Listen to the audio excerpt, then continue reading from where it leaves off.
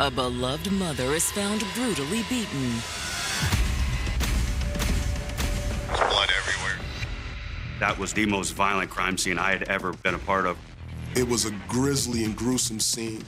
I wasn't ready for this one. This is shocking. To find the killer, police have to explore all the options. In all investigations, the worst thing you can do is narrow your focus to one person too quickly. It was like speaking with this person, speaking with that person. They had a relationship that spanned decades. It was on again, off again. She ain't playing in the Little League. He said, I've been looking for your mom. I think she's out here with other guys and doing drugs. I told her, I said, you don't even know what you're dealing with. These guys are ruthless. But can technology prove it was all a lie? They turned to traffic cameras and license plate readers. The videos were very big. They seen that he was the last person with the vehicle. He could not explain how she ended up dead. Something's just not adding up.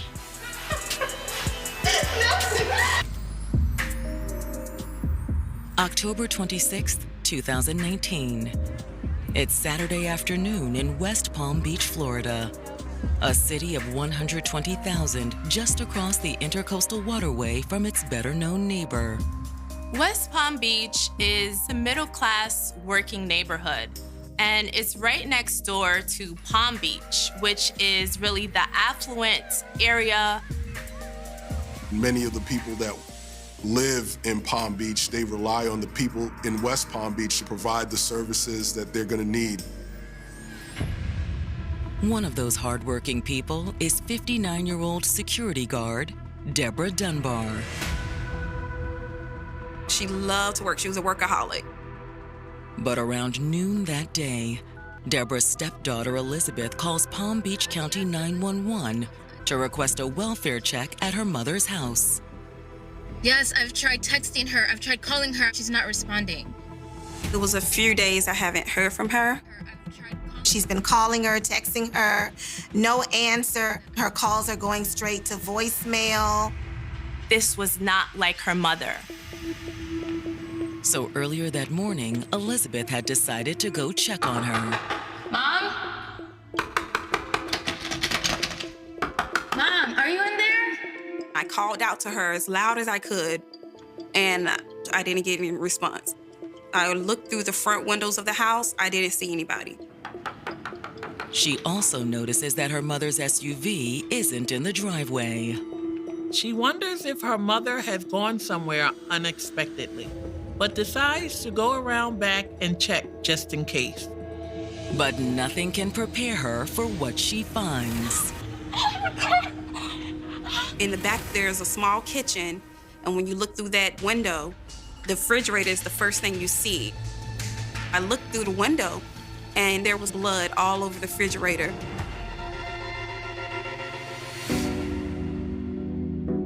Deborah Dunbar wasn't Elizabeth's biological mother, but that never seemed to matter. Deborah had dated her father, and she just grew a fond liking to her. My mother passed away when I was 13 years old. So when I connected to Deborah, she reminded me a lot of my mom. And I liked her instantly. She just seemed so calm, sweet, and just laid back. The love between them was mutual. You look so happy. Thank you. I love to see. With Elizabeth, Deborah pretty much took on the role of mother. She nurtured her. She gave her what she needed. She gave her confidence. And while things didn't work out between Deborah and Elizabeth's father, she remained a part of Elizabeth's life. It was just something about our relationship. We just stayed connected. As Elizabeth went on to have children, Deborah then stepped into the role of a grandparent. She didn't have any kids of her own. So when she was around me and my kids, it really just lit up her world. My children loved her so much. She regularly visited with, took care of, and spoiled them whenever she could. She would just put money in your hand just for nothing. And I'm like, Mom, why are you coming over here giving me money? She was just, I just want to make sure that you and the kids have what you need. Deborah also tenderly cared for her elderly mother. When her mother got up in age, Deborah actually took care of her by moving in with her. That desire to help people is also part of what first attracted her to Leon Thomas. Leon was a bit of a lost soul who struggled in the aftermath of a near-fatal shooting.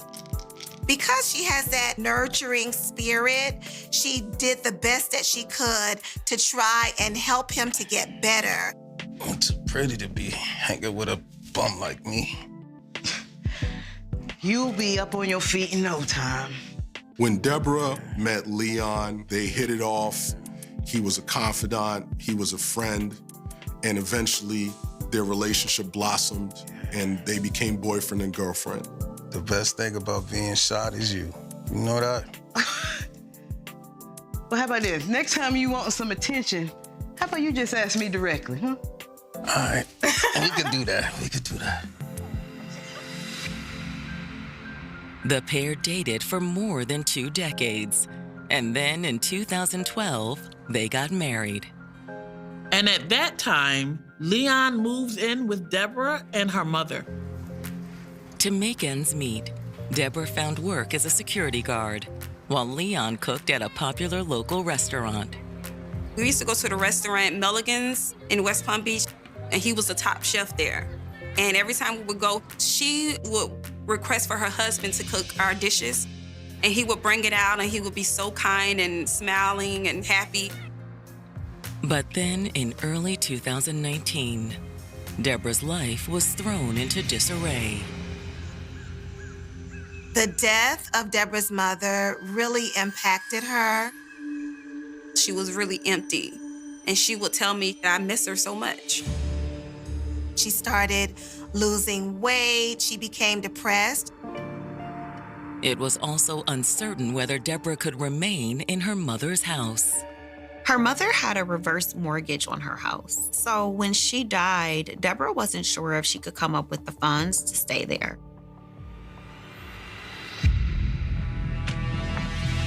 But now, after Deborah's daughter called 911, the West Palm Beach police are responding to that same house for a welfare check. Last thing spoke to her when? On the 23rd. Elizabeth tells the officer what she observed through the window. The refrigerator has blood scattered all over it. I was freaking out still, and I said, I need to know, is she in the house? At that point, police and EMTs force entry into the home. And once they entered, they discovered a very violent crime scene. There's blood everywhere. A blood trail on the floor leads officers deeper into the house. It seems as though something had been dragged into the bedroom.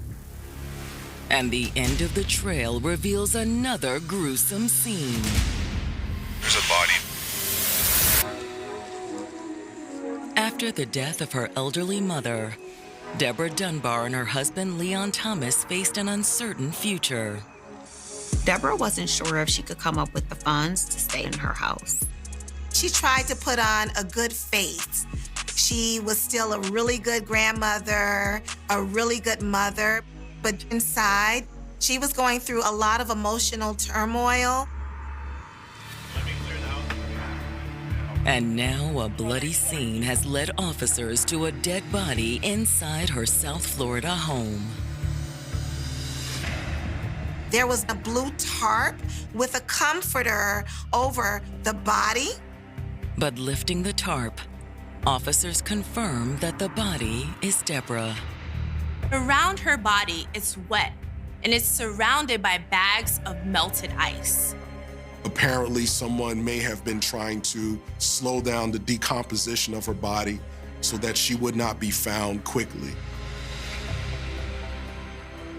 After finding the body, the officers secure the scene and wait for homicide. I tried to rush into the door, and they stopped me. And they said, you're gonna have to go down to the police station first for questioning. While patrol officers transport Elizabeth to the station for a formal statement, homicide detectives arrive on scene to start their investigation. Once we got to the scene and we started our visual examination, we concluded there was multiple lacerations to the head. She had met a very violent death. And there's plenty of evidence from every time her killer took a swing.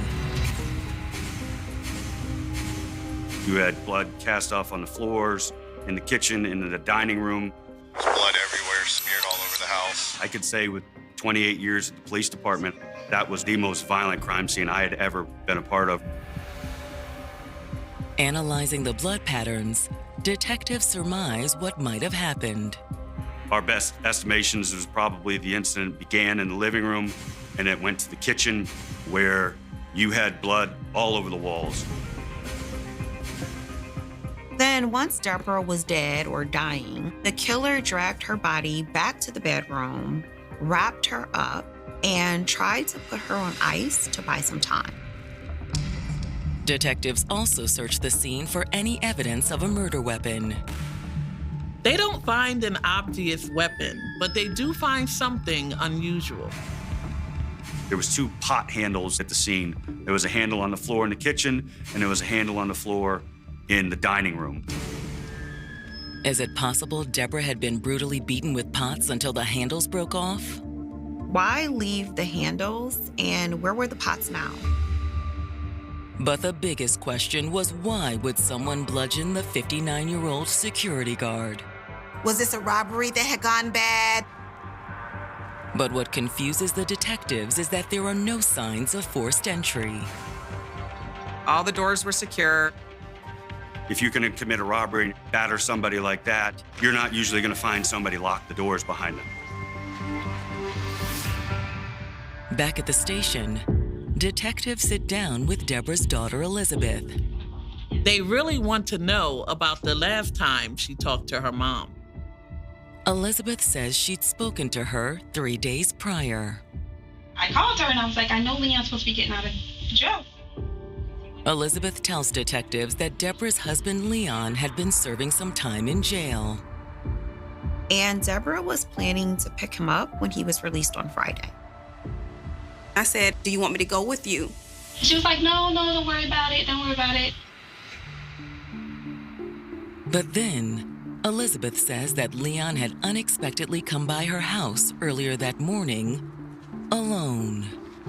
My children told me, Mom, there's some guy looking at our window.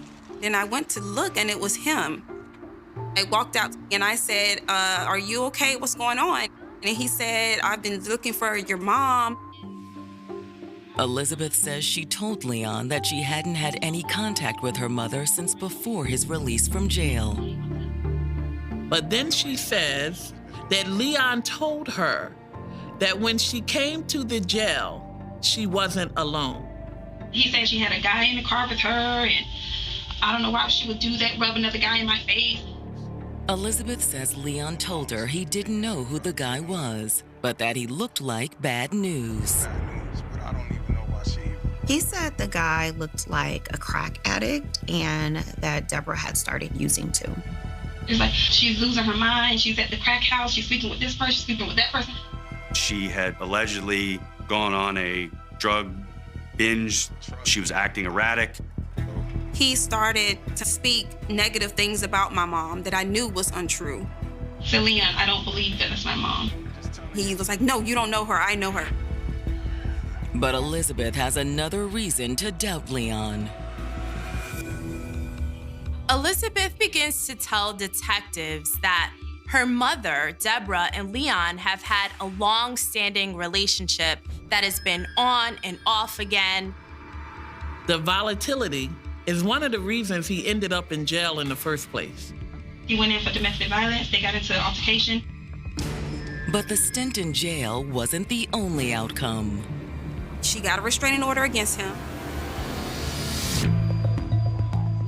Deborah Dunbar's stepdaughter has just told the detectives investigating her murder that Deborah's husband, Leon Thomas, had just been released from jail after being arrested for domestic violence. Deborah had filed the charges and had also taken out a restraining order on Leon. Elizabeth says many of the issues stemmed from Leon's drug problem. He used drugs really bad. He struggled with addiction for years. She says that when Leon's using, he's often subject to paranoid hallucinations. I know what you were doing. What you talking about?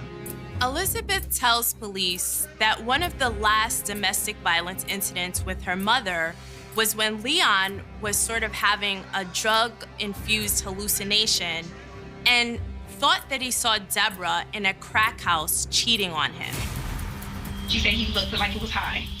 He said, I saw you in the crack house and you used to sleep with guys there. She was like, why would you think something like that of me? She was like, you're the one running around here using drugs, doing all this crazy stuff. And that's when he punched her. He was arrested for it and was going to be prosecuted for it. Elizabeth says she's the one who urged her mom to press charges. Her whole face was just like swole and her eye was black. She got a restraining order against him. He couldn't come within 500 feet of her, is what the court ordered. But Elizabeth says that despite the restraining order, Deborah had stayed in contact with Leon while he was in jail. Unfortunately, Deborah opened back up the channels of communication. And as a matter of fact, she planned to go and pick him up from jail when he was released. Elizabeth says she tried her best to dissuade her mother. But her mother believes that he's going to change. Still, she says she had her doubts about Leon's story. I'm thinking to myself, like, something's just not adding up. Leon's story about a mysterious crackhead boyfriend just didn't sound like Deborah. So after Leon left, she decided to reach out to her mother. I just kept calling her. No answer. I texted, I said, Mom, please call me back. But when there was still no answer, Elizabeth decided it was time to pay her mom a visit. I texted her and I said, I'm gonna come find you. Mom, I don't know what's going on. Mom? She went over to the house, but all of the doors were locked, the lights were off, and the SUV was also missing. Starting to get worried, Elizabeth says she called Leon. He then tells her, okay, come pick me up. We'll look for her together. I am at Curry Park. I went to find him and he was at the park like he told me he would be. And he said he saw my mom car parked on 3rd Street. So I said, take me to the car. Elizabeth says he directed her to a house in Riviera Beach, just north of West Palm. The car was there. Deborah was nowhere to be found.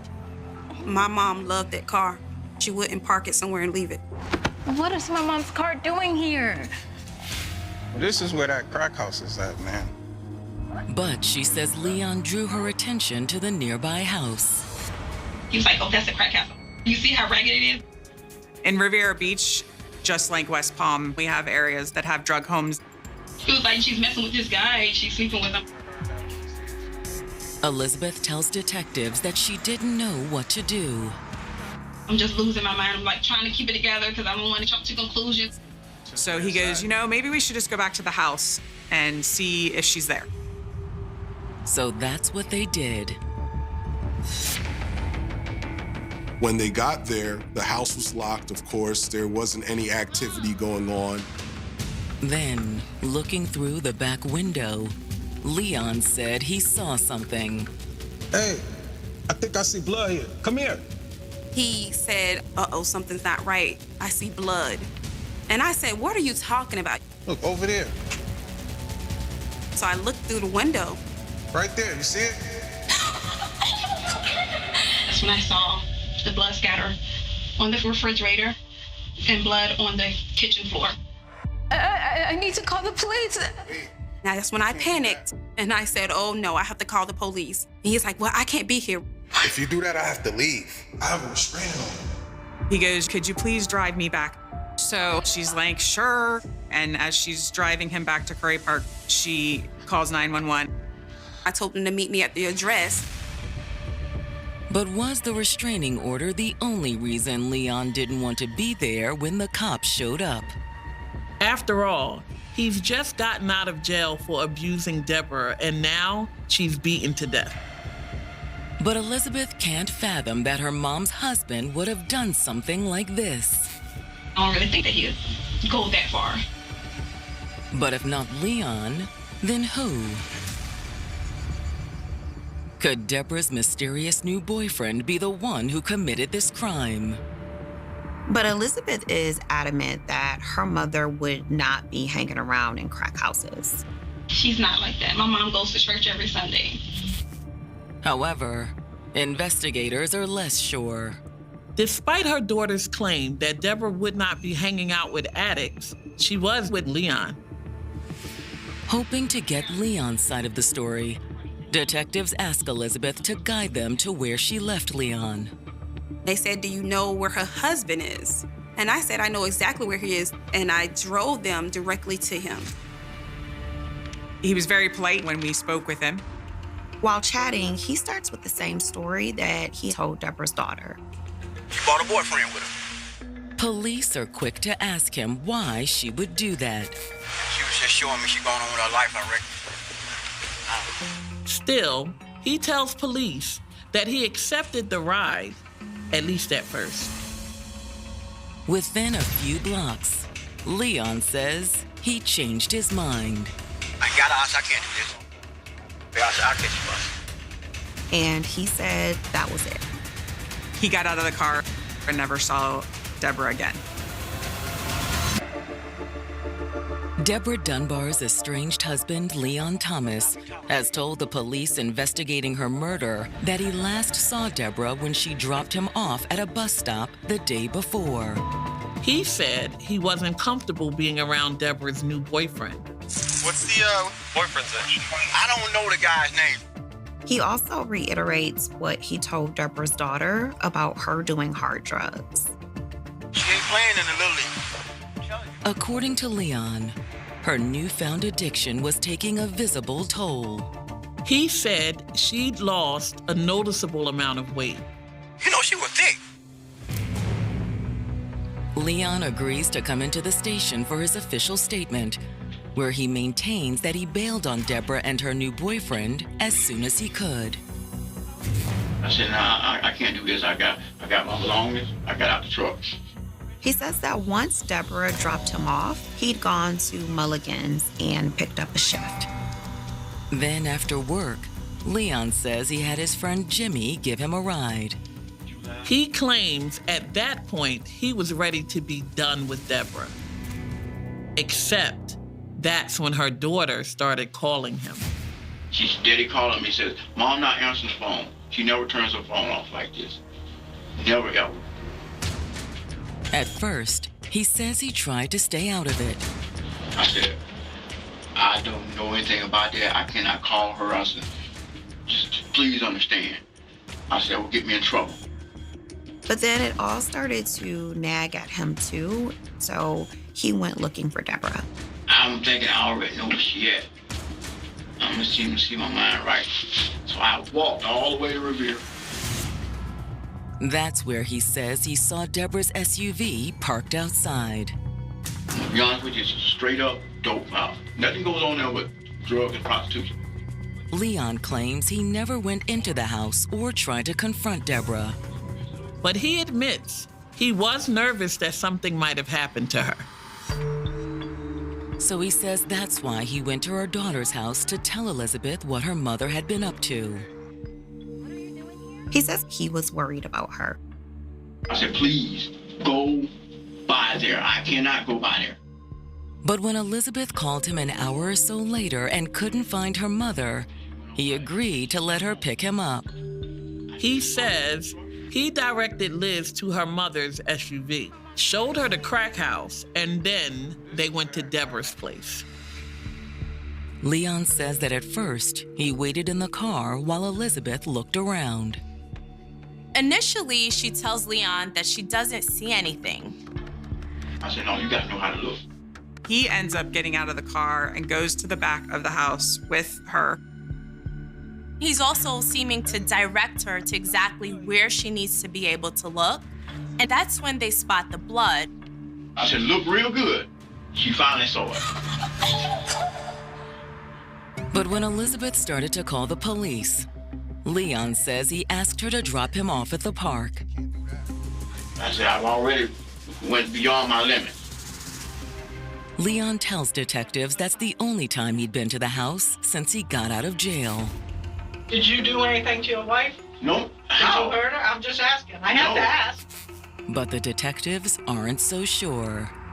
During the process of police questioning Leon, they happened to notice that his hand was cut and also swollen. When you have the suspect in there, especially when it was a violent encounter, you would look to see, obviously, for physical injuries. They asked him about that injury. He said, well, I was helping out a friend. He claimed that he was working with his friend Jimmy on a car, and he hit his hand and it got cut. The detectives don't necessarily believe Leon, but they also don't have enough to hold him. Not even for violating Deborah's restraining order. Since she was the one that went to the county jail and picked him up, she violated the no contact order. So it was kind of like, it was a moot point to be able to make that arrest. It wouldn't have stuck. So that was why we decided to let him walk out the door. However, the detectives do follow up with Leon's friend, Jimmy. Yeah, I know Leon. I just given him a ride the other day. He even told Jimmy that Deborah had come and picked him up at the jail with somebody else in the car. But as far as them working on a car and Leon getting injured, Jimmy didn't know anything about that. But I know he must have cut it before we met up. In fact, when he picked up Leon, he noticed that his hand was already in a bandage. Detectives investigating Deborah Dunbar's murder have just caught her husband Leon Thomas in what appears to be a lie. Leon told detectives that he had hurt his hand while helping his friend Jimmy work on his truck. When detectives reached out to Jimmy, Jimmy said he didn't help me do anything. When I met him, his hand was bandaged up. So he was definitely a liar. But was it a lie to cover up the fact that he injured himself when beating Deborah to death? That's what Jimmy thinks. When I heard the news, what happened to Deborah, I just assumed Leon had something to do with it. Thanks, Jimmy. We'll be in touch. But while the discrepancies between Leon and Jimmy's stories are enough to raise detective suspicion, they're not enough to make an arrest. Looking for more evidence, the detectives head to the location that Leon indicated that he had found Deborah's SUV. Miss Dunbar's vehicle was located in Riviera Beach, where he said that last he had seen her.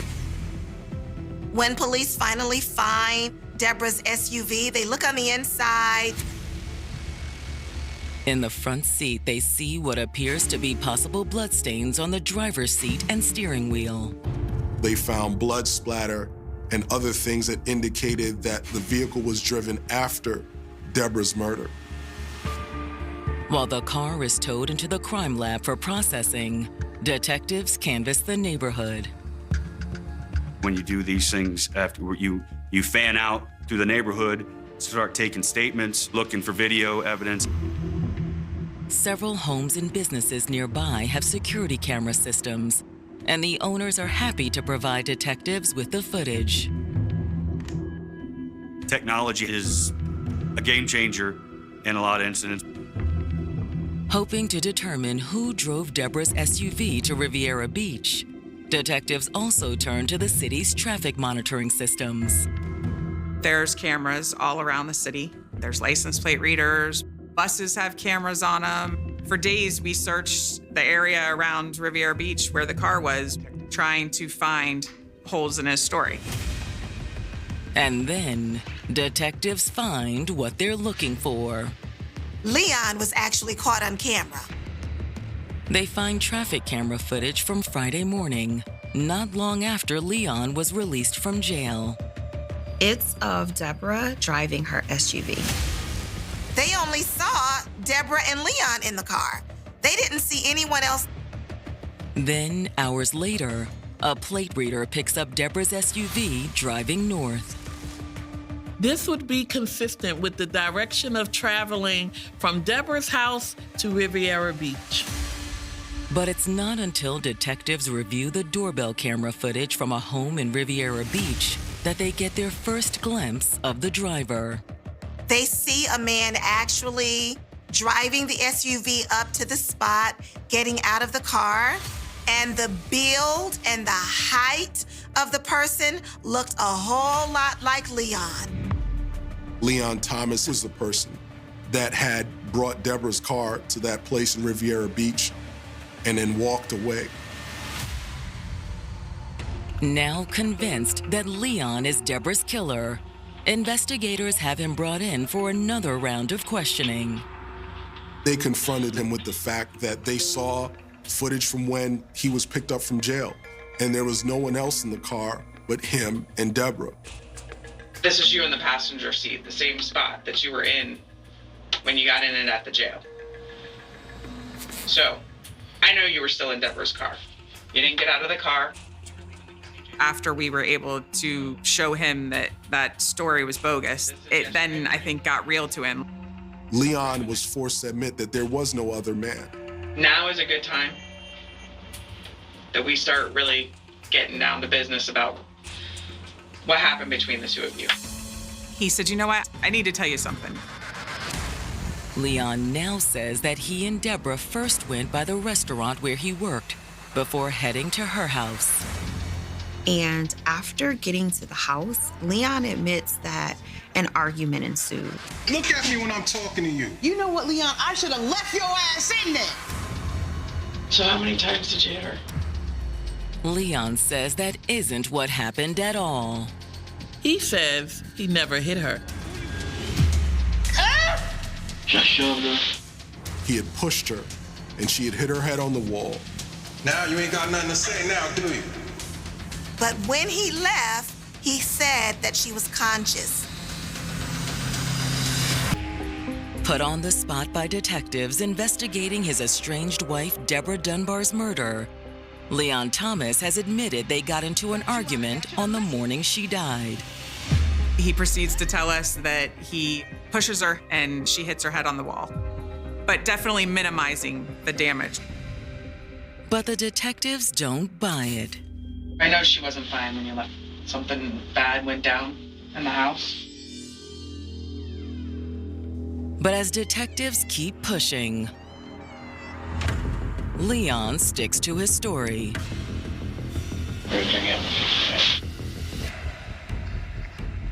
He says when he left the house, Deborah was mostly fine, but maybe a bit out of sorts. She was shaken up. When detectives ask if she was bleeding, Leon denies it. We've been to the house. You would see blood. Yeah. Yeah. I'm saying, I didn't see any blood. He could not explain how she ended up dead later. So detectives try giving him an out. Maybe something went wrong. I think maybe you killed her, forgot about it, blacked out, anything like that. They asked him point blank, did you kill her? Leon continues to say no. Eventually, detectives have had enough. We were there for probably 13 hours total, probably about 6 or 7 of them just sitting there talking. But even without a full confession, they believe they have enough evidence to build a strong case against Leon. They go ahead and arrest him for second-degree murder in the death of Deborah Dunbar. It's a welcome relief for her family. The day they arrested him, I had goosebumps all over my arm, and I was like, okay, Mom, you're gonna have justice now. Their case becomes even stronger when detectives pull Deborah's phone records. They mirrored up to the video that we have, So we were able to put that timeline together. So I know that that attack happened somewhere after 7:30 in the morning and before 11:30 in the morning when he makes contact with his friend Jimmy. The autopsy also confirms what detectives had first surmised at the crime scene. Deborah died as a result of blunt force trauma to her head, her face, her neck, and she also had extensive defensive wounds on her hands. The lacerations to the head was ultimately the cause of death. In other words, someone had done far worse than simply shove her. There is also further proof of Leon's lies. The autopsy report comes with a toxicology report, and the toxicology report stated that there were no drugs in her system. So his claims of her using drugs and being off the deep end were his reflect of what he was doing. Based on the ME's findings, detectives are convinced that on the morning of the murder, Leon's fight with Deborah escalated far more than he claimed. She picked him up at the jail. There was nobody else in the car. They come back, they go inside. He's trying to mess around with her. She doesn't want to, and they start having some arguments. Leon, not right now. 2 months and that's what I come home to?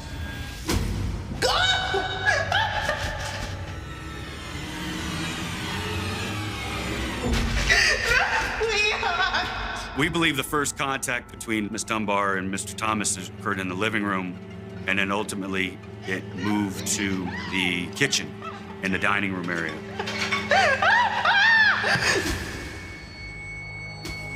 She fought as best she could, and ultimately there was no way she was going to be able to overpower him.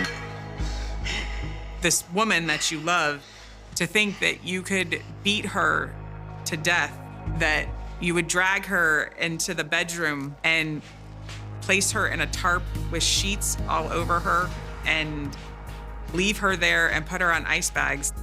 To be able to do that, you definitely have this dark terribleness about yourself.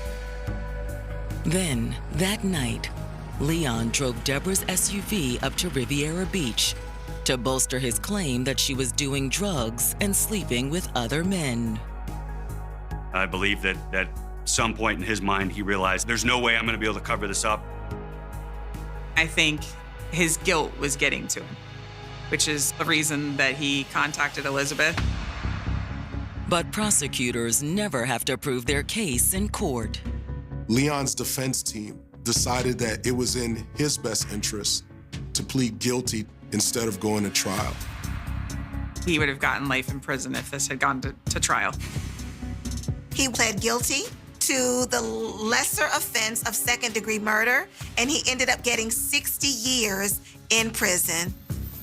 While this would not bring Deborah back, it would bring her family some closure that Leon Thomas would likely spend the rest of his life behind bars. The sentence ultimately leaves Deborah's family with mixed feelings. We wanted him to have life in prison, but at least he's away for 60 years. But no amount of prison time can make up for the loss of Deborah. It's very unfair because even in prison, he still gets to exist. Deborah Dunbar, she gave all that she could to help other people have a better quality of life, and hers was taken from her. Every year, my kids, when her birthday come around, they get like, oh, we miss Mama Deborah so much. And I just have to constantly remind them of the good times that we shared. And part of her healing comes from knowing that she did everything she could to figure out the truth of what happened to her mother. I truly believe that she's in peace with her mom. All I can do is hold the great memories that I have of her in my heart and continue to fight for women who are in domestic violence situations. You deserve to be loved, you deserve to be happy, and you don't have to settle. And if there's a way to escape a situation, take it. July of 1973 is remembered in New York not for a single storm or a natural disaster, but for a wave of fear that spread through forests, highways, and quiet towns with astonishing speed. The Adirondack Mountains had long been a place where families escaped the noise of city life, where college students pitched tents beside crystal-clear lakes, and where hiking trails disappeared beneath towering pine trees that had stood for generations. It was a landscape associated with peace, solitude, and adventure. Yet within less than 3 weeks, those same forests became the center of one of the largest manhunts in the state's history. Campgrounds emptied. Parents warned their children not to travel alone. Roadblocks appeared along highways leading into the mountains. Newspapers carried the same photograph every morning, and television broadcasts repeated the same question every evening. Where was Robert Garrow? Behind that question lay an even more troubling one. How had a man with a long history of violent crime remained free long enough to leave for confirmed victims behind and traumatize an entire region? This is not simply the story of a spree killer. It is also the story of lives interrupted, of warning signs that accumulated over decades, and of a criminal justice system forced to confront difficult questions after tragedy had already unfolded. Before Robert Garrow became the subject of a statewide search, before helicopters circled above dense forests and hundreds of officers combed through miles of wilderness, he was a child growing up in circumstances that many later described as deeply violent and unstable. Understanding those early years does not excuse what he eventually became, nor does it diminish the suffering of his victims. It merely provides the beginning of a timeline that would end in irreversible loss. Robert Francis Garrow was born on March 4, 1936, in the small village of Dannemora, New York. Nestled in the northern part of the state, Dannemora was known less for opportunity than for its imposing state prison. Life there was often difficult, particularly for working-class families struggling to make ends meet. Garrow was born into a large family with limited financial resources, where daily survival often overshadowed comfort or stability. According to accounts later provided by his brothers and sisters, violence inside the home was commonplace. Their father struggled with alcoholism and possessed a violent temper that frequently erupted. Without warning, discipline, when it came, was not measured or restrained. Family members later recalled beatings carried out with belts, sticks, or whatever object happened to be within reach. They described a household where fear became routine and children learned to anticipate anger before they understood affection. Such recollections have become part of the historical record surrounding Robert Garrow's early life, not because they explain his future crimes, but because they reveal the environment in which his personality first developed. Many people endure abusive childhoods without becoming violent offenders. At the same time, investigators and psychologists have long recognized that chronic childhood abuse can become one of many factors that influence later behavior. In Garrow's case, those early experiences unfolded alongside increasingly troubling actions of his own. As he grew older, signs of serious behavioral problems began to emerge. School offered little structure that could hold his attention. He eventually dropped out at an early age. Theft became common. Fighting with other children occurred frequently. Reports from those who knew him suggested he also displayed cruelty toward animals, a behavior that has often drawn attention in discussions of violent offenders, although it should never be viewed as a predictor on its own. These incidents reflected a pattern of escalating aggression rather than isolated youthful mistakes. By the time he reached adolescence, Garrow had already established a reputation as a troublesome and unpredictable young man. One incident proved especially significant.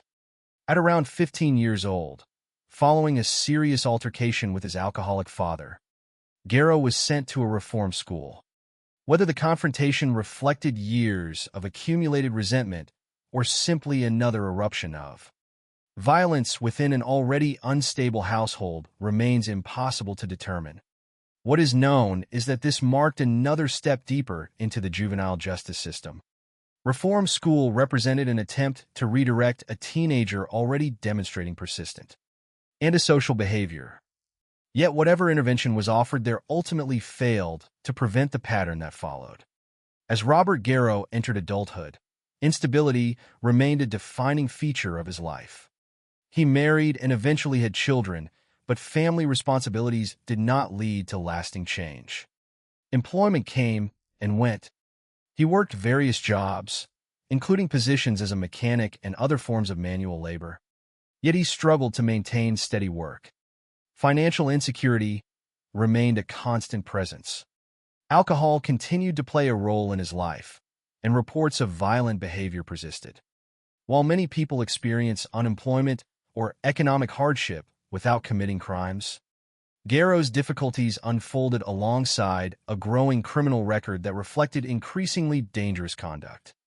Throughout adulthood, law enforcement encountered him repeatedly. Early offenses such as theft gradually gave way to more serious crimes. Assaults became part of his criminal history. Sexual violence emerged as an alarming element of his behavior. Kidnapping charges followed. Each arrest represented another opportunity for intervention, another moment when society attempted to impose consequences on escalating violence. Yet despite multiple convictions and periods of incarceration, Garrow repeatedly returned to the community. Looking backward from the perspective of history, those releases would later become the focus of painful public debate.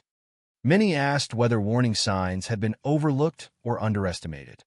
Among the most significant events before the murders of 1973 was Garrow's conviction in 1971 for kidnapping and sexually assaulting a woman. The crime demonstrated a willingness to use force, intimidation, and sexual violence against strangers. It also showed a pattern that investigators would later recognize in the attacks committed during the summer of 1973. Despite the seriousness of that conviction, Garrow eventually returned to freedom after serving only a relatively short period of incarceration. Historical records indicate that concerns about his potential for future violence had already existed. Yet he was nevertheless released. With the benefit of hindsight, that decision became one of the most heavily criticized aspects of his criminal history. At the time, however, no one could predict precisely what would happen next. The justice system had processed another violent offender, imposed punishment, and eventually released him according to the legal standards of the period. For the communities that would soon find themselves living in fear, those earlier decisions would later appear devastating. By the beginning of 1973, Robert Garrow was 37 years old. Physically, he presented an intimidating figure. Standing approximately 6 feet 2 inches tall and weighing well over 100 kilograms, he possessed considerable strength. He also knew the Adirondack region exceptionally well. The forests, trails, abandoned roads, and rugged terrain were familiar territory to him. That knowledge would become one of his greatest advantages during the weeks when hundreds of officers attempted to locate him. To hikers, the Adirondacks represented recreation and escape. To Garrow, they offered concealment, mobility, and countless places where a person could disappear from sight. It is important to remember that none of these characteristics, his difficult childhood, his criminal history, his physical strength, or his familiarity with the wilderness, made the murders inevitable. They simply formed the background against which later events unfolded. Responsibility for the crimes that followed rested entirely with Robert Garrow. The victims whose lives would soon intersect with his had no knowledge of his past, no warning that they were about to encounter someone already carrying years of violence behind him. They were ordinary people going about ordinary lives, traveling, studying, camping, returning home.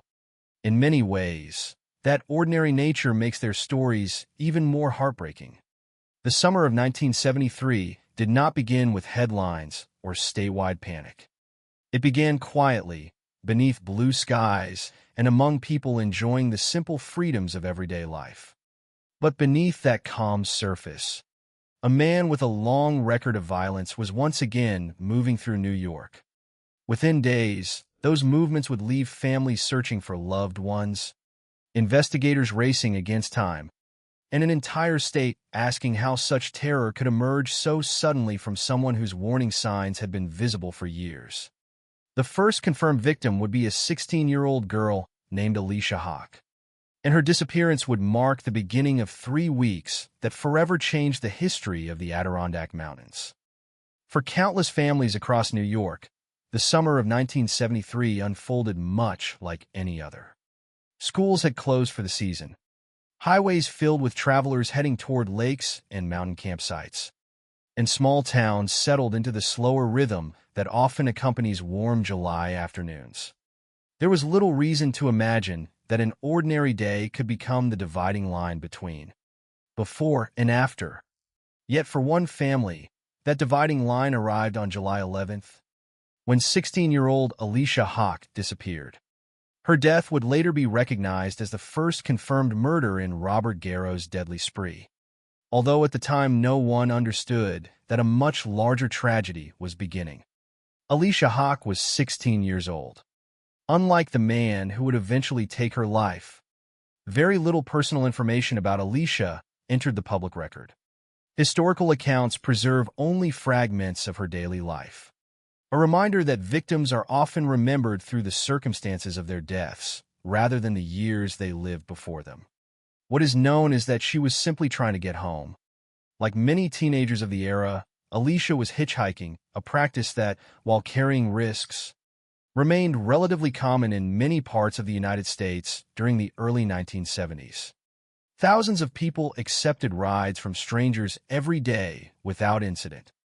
For Alicia, it was a routine decision made under the assumption that the journey home would end like countless others before it.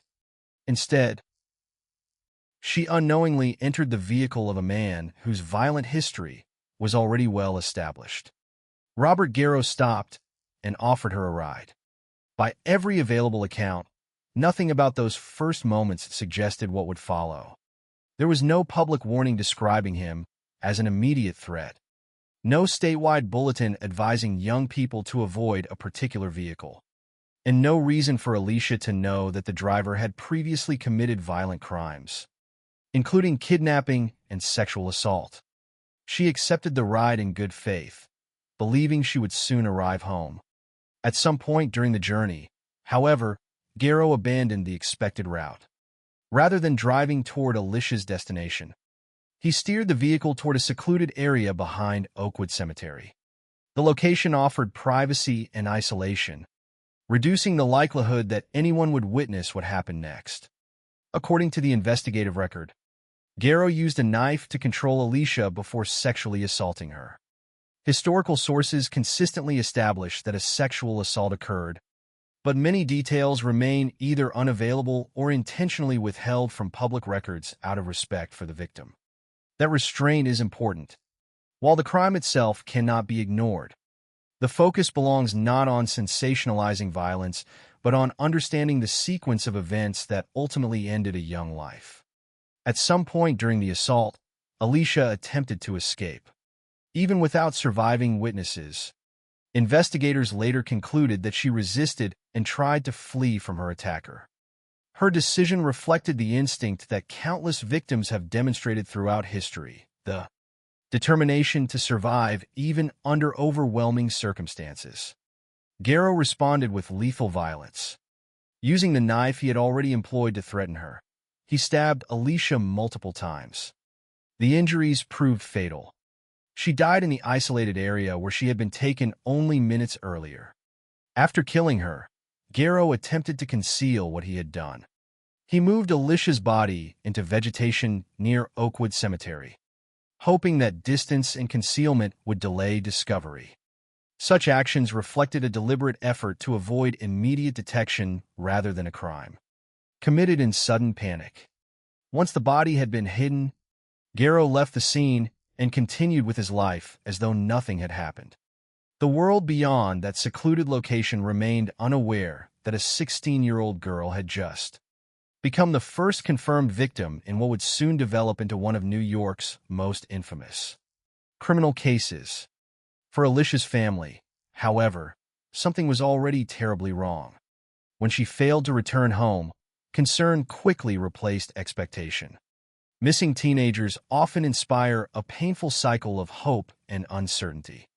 Family members search familiar places, contact friends, and reassure themselves that there must be a simple explanation. Perhaps plans had changed. Perhaps communication had been delayed. As hours become longer, reassurance gives way to fear. Alicia's disappearance was reported, initiating the early stages of what investigators initially treated as a missing person case. At that point, law enforcement possessed little information capable of directing them toward Robert Garrow. There were no surviving eyewitnesses describing the encounter, no immediate forensic evidence pointing to a known suspect, and no apparent connection between Alicia and the man who had murdered her. The investigation, therefore, began under circumstances that are common in stranger-on-stranger crimes. A victim with no obvious relationship to the offender and very few immediate leads. Eventually, Alicia's body was discovered near Oakwood Cemetery. The discovery confirmed the worst fears of those searching for her. What had begun as hope for a safe return became a homicide investigation. Medical examination established that she had died from multiple stab wounds, and investigators also determined that she had been sexually assaulted before her death. The brutality of the attack deeply affected those involved in the investigation. Yet despite establishing how Alicia had died, detectives still faced the more difficult question of who had committed the crime. At that stage, Robert Garrow remained unidentified as the killer. There was no broader understanding that the murder formed part of a developing pattern. Looking back today, it is tempting to see Alicia's death as the obvious beginning of a larger series of crimes. History, however, rarely unfolds with such clarity. Investigators in July 1973 did not know another young couple would soon disappear into the Adirondack wilderness. They did not know another camper would lose his life less than 3 weeks later. They did not know that helicopters, roadblocks, and hundreds of officers would eventually search the forests for a single man. Instead, they confronted what appeared to be an isolated homicide committed under circumstances that offered frustratingly few investigative leads. Meanwhile, Robert Garrow remained free. Rather than leaving New York or attempting to disappear immediately after Alicia's murder, he continued moving through the Adirondack region. Historical accounts indicate that he traveled by automobile, carrying supplies that reflected preparation for extended movement through remote areas.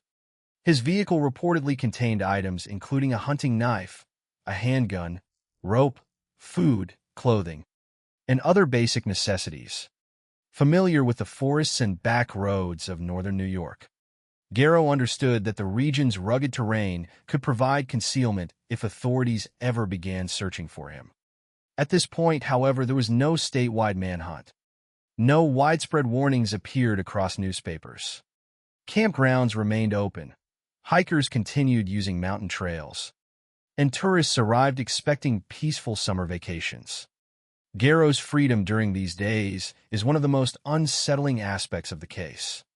The first confirmed murder had already occurred, yet the public remained unaware that a dangerous offender was moving among them. Investigators had not yet connected him to Alicia's death, and nothing prevented him from encountering new victims. The gap between the crime and the identification of the offender would prove devastating. Every day that passed without answers increased the opportunity for additional violence. The tragedy of Alicia Hawke's murder extends beyond the crime itself. It also illustrates how vulnerable ordinary routines can become when intersecting with extraordinary violence.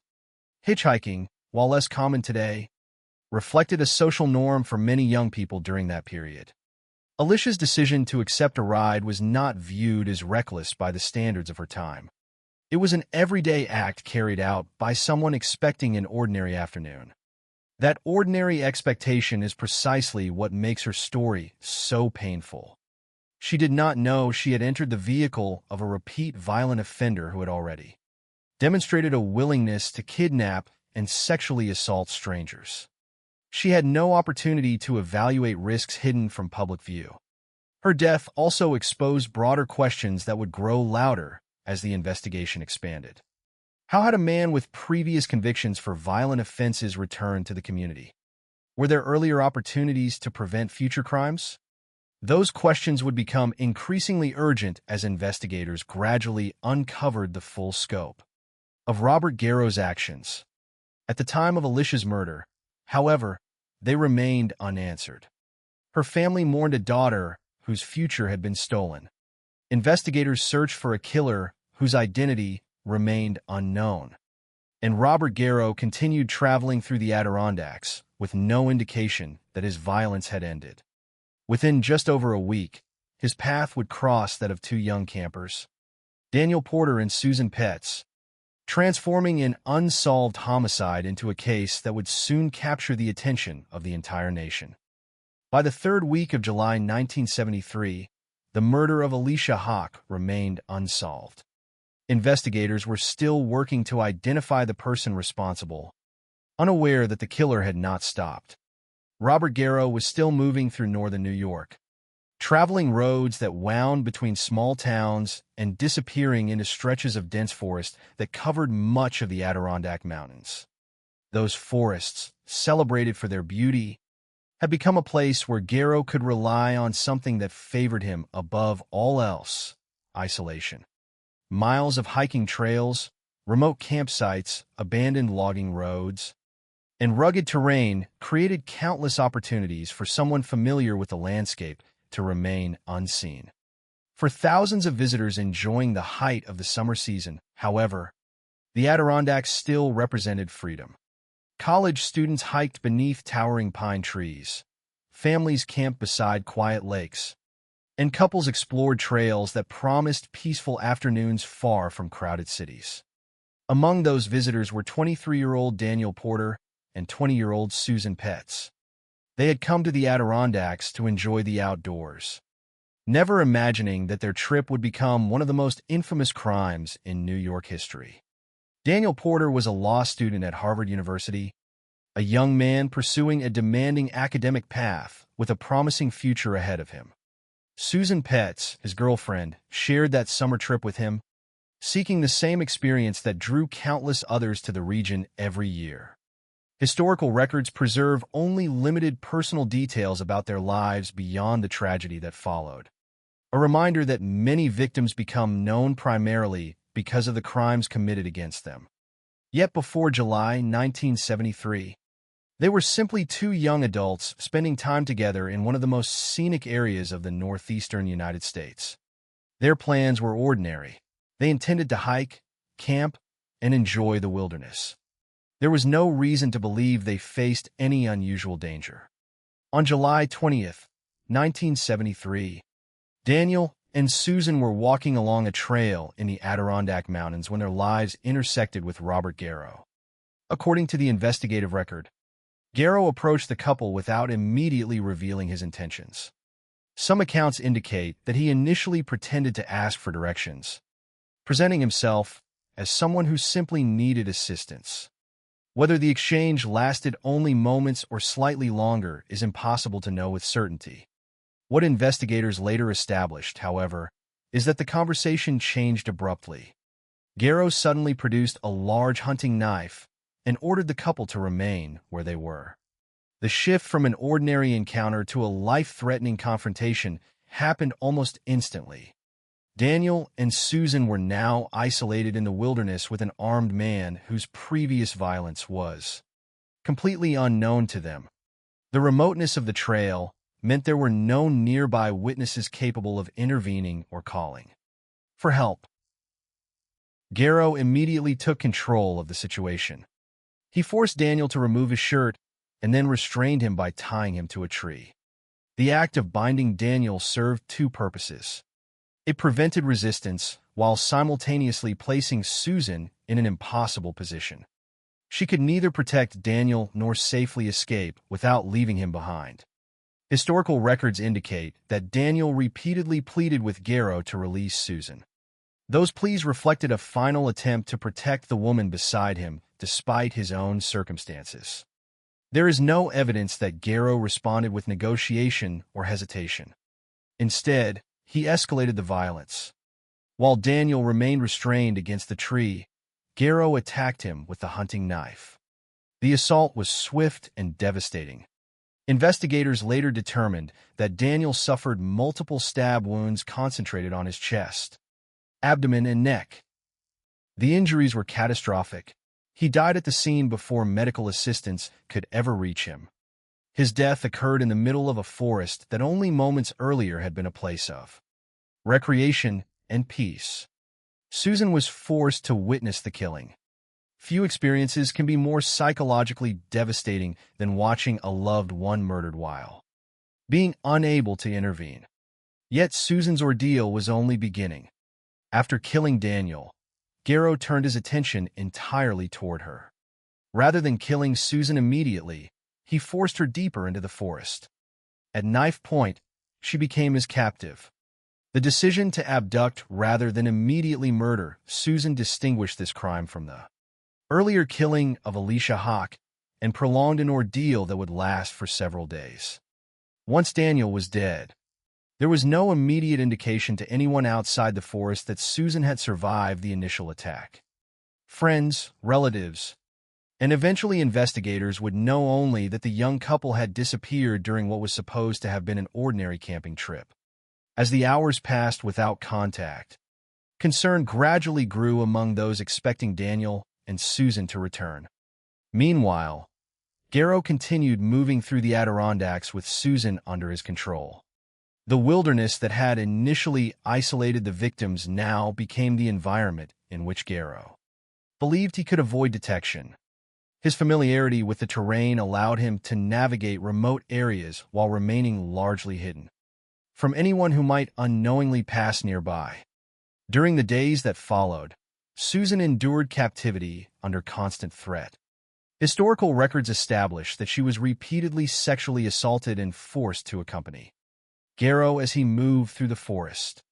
The available evidence indicates that he kept her under continuous intimidation, using the hunting knife to maintain control and repeatedly threatening to kill her if she attempted escape. Out of respect for Susan and consistent with the historical record, it is unnecessary to describe the assaults in graphic detail. What matters is understanding the reality she faced. Every hour became a struggle for survival. Every decision carried potentially fatal consequences. Rather than surrendering hope, Susan searched for opportunities to escape. According to investigative findings, she attempted to gain Garrow's trust while waiting for a moment when his attention might lapse. Such behavior reflects a survival strategy observed in many victims of prolonged captivity. Compliance under extreme coercion should never be mistaken for willingness. It often represents the only available means of staying alive while searching for an opportunity to flee. Susan's determination to survive would eventually lead to exactly such an attempt.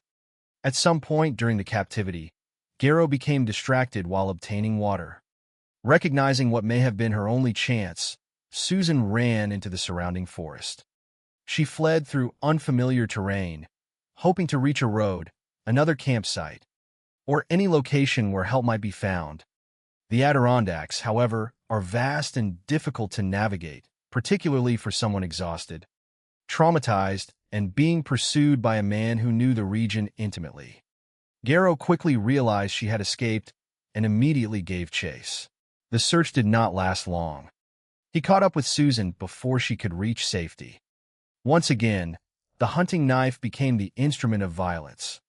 Garrow stabbed Susan multiple times, inflicting fatal injuries.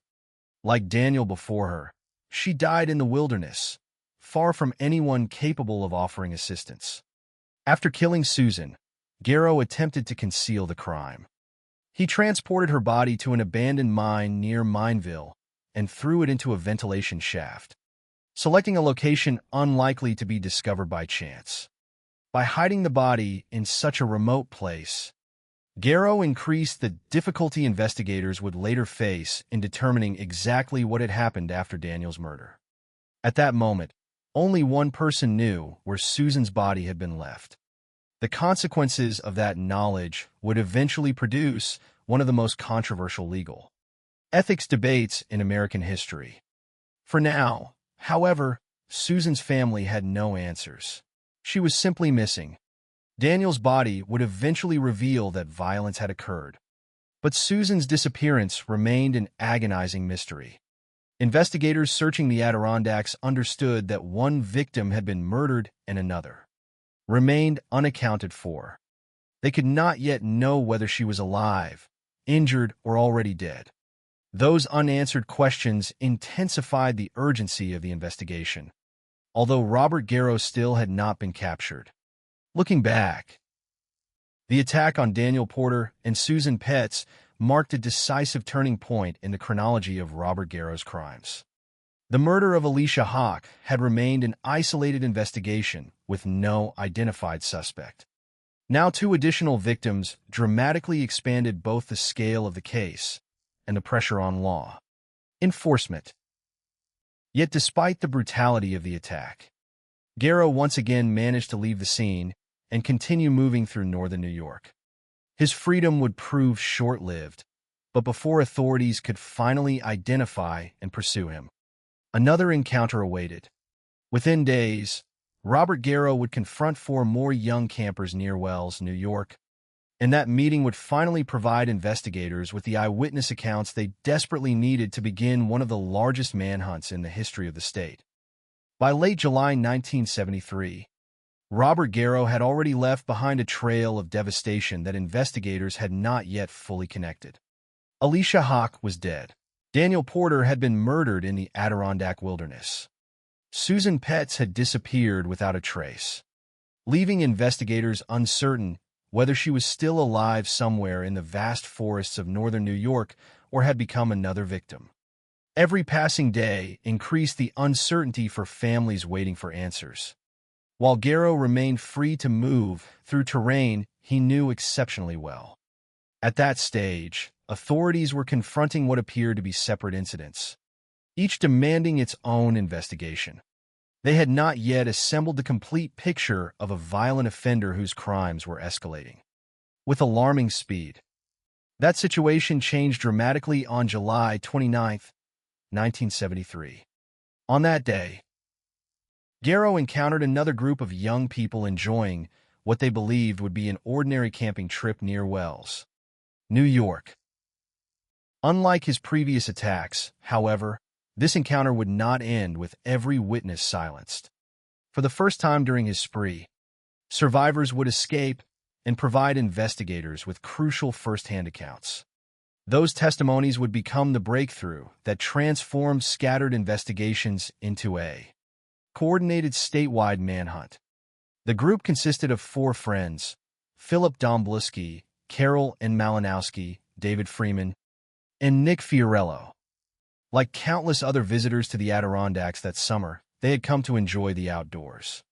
Camping in the region was a popular activity, offering peaceful lakes, quiet forests, and a sense of escape from everyday life.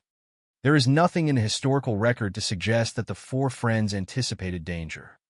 They had no reason to believe a violent offender was moving through the area. Public warnings had not yet reached the scale they soon would, and Robert Garrow remained unknown to most of the people whose lives he was about to affect. At some point during the day, Garrow approached the campsite. According to survivor accounts, his initial behavior appeared relatively ordinary. He reportedly asked for gasoline, presenting himself as someone in need of assistance.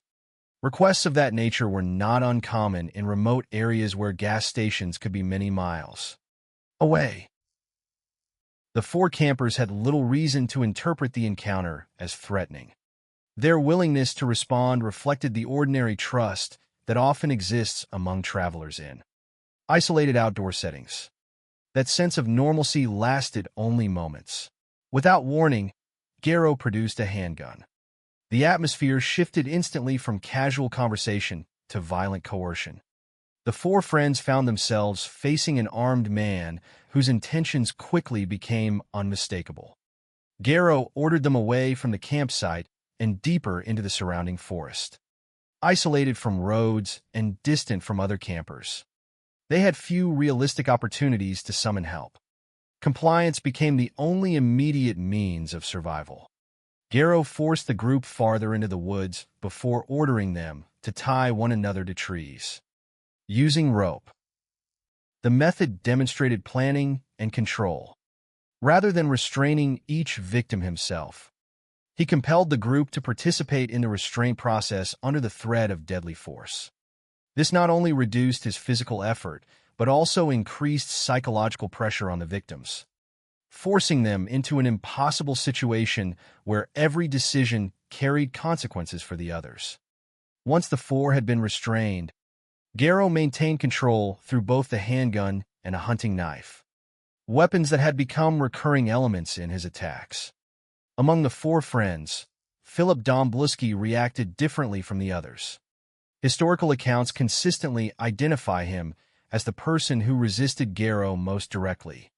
The exact sequence of his actions cannot be reconstructed in complete detail, but investigators concluded that Philip attempted to oppose the attack rather than submit completely. His resistance was met with immediate violence. Garrow abandoned the firearm in favor of the hunting knife and attacked Philip, stabbing him repeatedly in the chest. The wounds proved fatal. Philip died there in the forest, becoming the fourth confirmed murder victim attributed to Robert Garrow's spree. His death unfolded only days after the killings of Alicia Hawk, Daniel Porter, and Susan Petz, underscoring the rapidly escalating pattern of violence that investigators were only beginning to recognize. Yet unlike the earlier murders, Garrow did not maintain complete control over the surviving victims. During the confusion surrounding Philip's attack, David Freeman and Nick Fiorello succeeded in freeing themselves from their restraints. Their escape required extraordinary courage. Even after witnessing Philip's fatal stabbing, they seized the opportunity to flee rather than remain where death seemed increasingly likely. They ran through the forest, putting as much distance as possible between themselves and Garrow. Carol and Malinowski also survived the encounter. Although the historical record provides fewer details regarding the precise sequence of her escape, investigators confirmed that she too lived through the attack. The survival of three witnesses fundamentally changed the investigation. For the first time, law enforcement possessed direct eyewitness descriptions of the offender. The survivors described a large, physically powerful man who carried both a handgun and a hunting knife. They recounted how he had initially approached under the pretense of asking for gasoline before revealing his true intentions. They described his appearance, his behavior, and the sequence of events that had unfolded in the forest. Those statements gave investigators information they had not possessed after the earlier murders. Instead of working solely from physical evidence and crime scenes, detectives could now begin constructing a profile of the man responsible. As investigators compared the details provided by the surviving campers with evidence gathered from previous cases, the connections became increasingly difficult to ignore. Similar methods of control, the use of knives, attacks in remote wooded areas, and the escalating violence all pointed toward the possibility that a single offender was responsible. Attention soon focused on Robert Garrow, whose extensive criminal history included violent assaults, kidnapping, and sexual offenses. His familiarity with the Adirondack region further strengthened investigators' suspicions. Once Garrow emerged as the primary suspect, the response expanded rapidly. Authorities recognized that they were no longer pursuing someone believed responsible for a single homicide.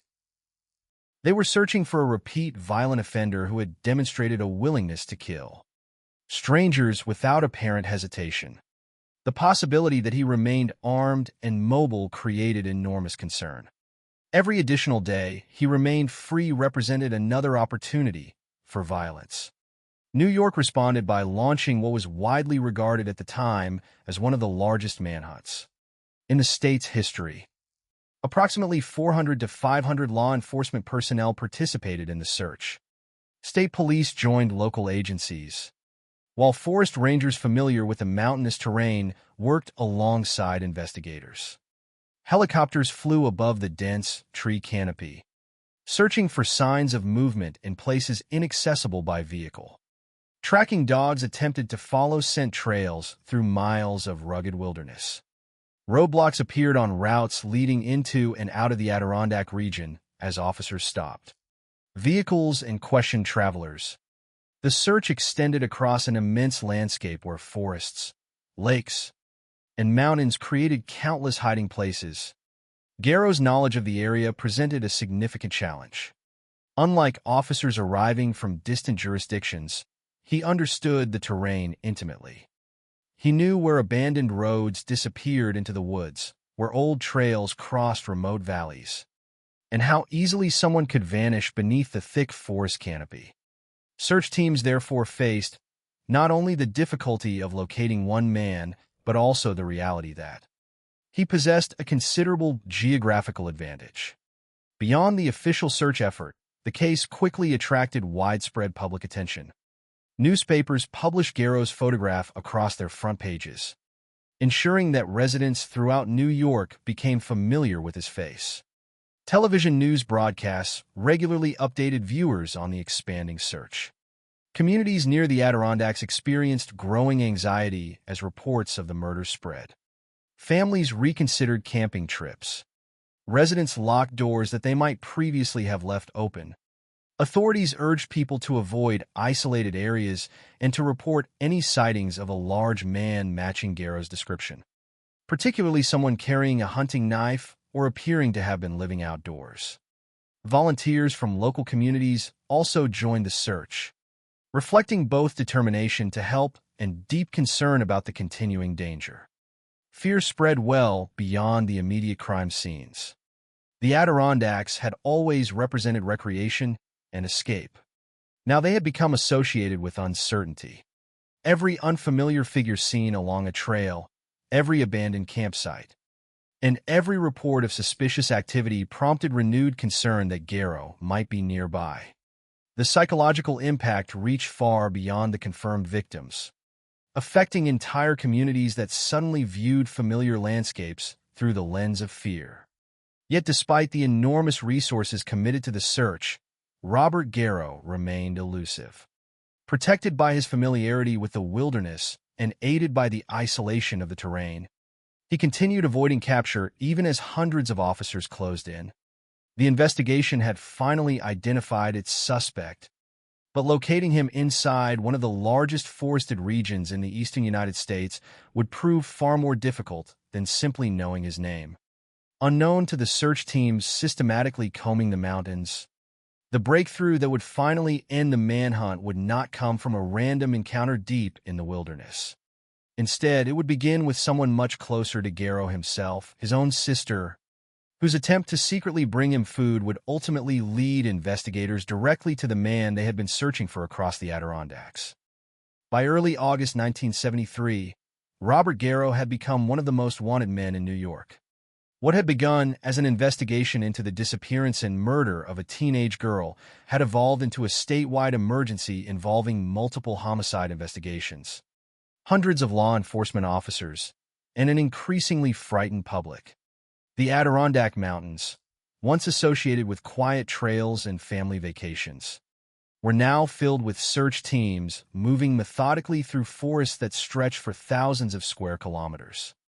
Helicopters circled overhead whenever weather permitted. Forest rangers searched remote paths familiar only to experienced outdoorsmen, and state police maintained roadblocks on major routes leading into and out of the region. Newspapers published Garrow's photograph daily, while television stations interrupted regular programming with updates about the search. The message was unmistakable. An armed and extremely dangerous man remained at large. Yet despite the enormous scale of the operation, locating Robert Garrow proved extraordinarily difficult. He possessed advantages that few fugitives enjoyed. Having spent years traveling through the Adirondack region, he understood the geography better than many of the officers searching for him. He knew where abandoned logging roads disappeared into thick forests, where streams could conceal footprints, and where dense vegetation made aerial observation nearly impossible. His familiarity with the landscape allowed him to avoid populated areas while remaining close enough to obtain supplies when necessary. Search teams frequently entered areas where Garrow had reportedly been seen, only to discover that he had already moved elsewhere. Every unsuccessful search extended the uncertainty for investigators and deepened public anxiety. Residents living near the mountains followed every development with growing concern. Campgrounds that would normally have been crowded during late July and early August became noticeably quieter. Some visitors canceled vacations altogether, while others cut camping trips short after learning about the murders. Local businesses that depended on seasonal tourism felt the effects of the fear spreading across the region. Parents instructed children not to wander alone. Hikers who continued using the trails often traveled in larger groups than usual. The sense of security that had long defined the Adirondacks had been replaced by caution. Although Garrow had already committed 4 confirmed murders, authorities could not know with certainty whether he intended to strike again. As long as he remained free, every report of suspicious activity demanded immediate attention. Investigators also faced another challenge common in large-scale fugitive searches: distinguishing reliable information from rumor. Once Garrow's photograph appeared throughout New York, reports of possible sightings multiplied rapidly. Citizens called police after seeing unfamiliar men walking along rural roads, resting near wooded areas, or purchasing supplies in small towns. Many of these reports were made in good faith by people attempting to help the investigation. Others turned out to involve individuals who bore only a passing resemblance to the suspect. Each lead nevertheless required evaluation. Officers often traveled considerable distances only to determine that the reported individual was not Robert Garrow. While these false leads consumed valuable time and resources, investigators could not afford to ignore any credible information. One accurate sighting might end the manhunt. During this period, Garrow relied heavily on the isolation of the wilderness. Historical records indicate that he remained in wooded areas rather than attempting to leave the region immediately. Such a decision reflected confidence in his knowledge of the terrain and perhaps an expectation that surviving outdoors would be safer than risking detection in more populated locations. Yet remaining hidden presented its own difficulties. Food, clothing, and other necessities eventually became essential.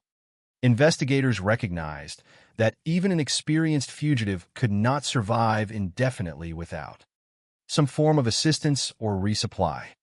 That realization gradually shifted investigative attention toward individuals who might unknowingly or deliberately provide Garrow with support.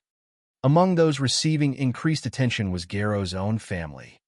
Investigators suspected that relatives might attempt to bring him food or other supplies, whether out of loyalty, fear, or a belief that helping him survive was preferable to seeing him captured. Law enforcement, therefore, began monitoring certain family members, hoping that contact between Garrow and someone close to him might reveal his location. The strategy required patience. Officers understood that any obvious surveillance could discourage contact altogether, while overly aggressive action risked losing the opportunity to locate the fugitive. Instead, investigators quietly observed, waiting for evidence that someone might lead them to the man they had been pursuing for weeks. Their patience eventually produced results. On August 10, 1973, investigators observed Garrow's sister carrying food into a wooded area near where they believed he might be hiding. The circumstances strongly suggested that she intended to deliver supplies to her brother. Rather than intervening immediately, officers allowed the situation to develop so they could identify Garrow's exact location. The decision reflected careful planning. Capturing an armed fugitive inside dense forest required both caution and coordination. Officers needed to approach closely enough to prevent escape while minimizing the risk to themselves and anyone else nearby. As search personnel moved into position, They finally encountered the man whose face had dominated headlines across New York. Garrow was located in the woods, confirming investigators' long-held belief that he had been relying on the Adirondack wilderness as his refuge. Officers identified themselves and repeatedly ordered him to surrender. At that moment, the statewide search that had consumed enormous public resources seemed close to ending peacefully. Garrow, however, chose not to comply. According to official accounts, he turned and attempted to flee rather than surrender to law enforcement. His decision immediately transformed the encounter into a dangerous pursuit. Officers faced an armed fugitive with a documented history of murder, sexual violence, and repeated attacks using knives and firearms. Allowing him to escape risked prolonging the crisis and exposing additional members of the public to danger. As Garrow continued running despite commands to stop, officers opened fire. Historical records indicate that he was struck multiple times. Reports identify wounds affecting his left hand, leg, and back. Even after being hit, Garrow reportedly continued moving for a short distance before officers caught up with him. A brief struggle followed as law enforcement worked to secure the wounded fugitive. Despite his injuries, Garrow was captured alive. The arrest marked the end of one of the largest manhunts New York had experienced up to that time. News of the capture spread rapidly. After weeks of uncertainty, communities throughout the state learned that the man responsible for the murders was finally in police custody. For many residents, the announcement brought an immediate sense of relief. Families who had avoided parks and campgrounds began believing the immediate danger had passed. Law enforcement agencies that had devoted extensive personnel and equipment to the search could finally redirect resources toward building the criminal case. Yet while the manhunt had concluded, the investigation itself was far from complete. Garrow's arrest opened the door to a series of interviews, evidence collection efforts, and legal proceedings that would occupy investigators for months. Detectives now sought to connect him conclusively to each of the known crime scenes. Physical evidence, witness testimony, and Garrow's own statements would all become important components of the prosecution. Among the unresolved questions was the fate of Susan Petz. Although investigators strongly suspected she had been murdered following Daniel Porter's death, her body had not yet been located. Her family continued living with uncertainty, hoping for definitive answers even as evidence increasingly suggested the worst. Garrow alone possessed complete knowledge of where Susan had been left after her death. That knowledge would soon become central to one of the most controversial legal ethics debates in modern American history. Following his arrest, Garrow received medical treatment for the gunshot wounds sustained during his capture. His survival ensured that the judicial process would move forward. Prosecutors prepared murder charges, while defense attorneys began evaluating possible legal strategies. Given the severity of the allegations and Garrow's history of violent crime, the trial promised to attract enormous public attention. Reporters who had spent weeks covering the manhunt now shifted their focus toward the courtroom. They sought answers not only about the murders themselves, but also about how a man with previous convictions for kidnapping and sexual assault had remained free long enough to commit such devastating crime. The capture of Robert Garrow therefore represented not the conclusion of the story, but the beginning of another chapter.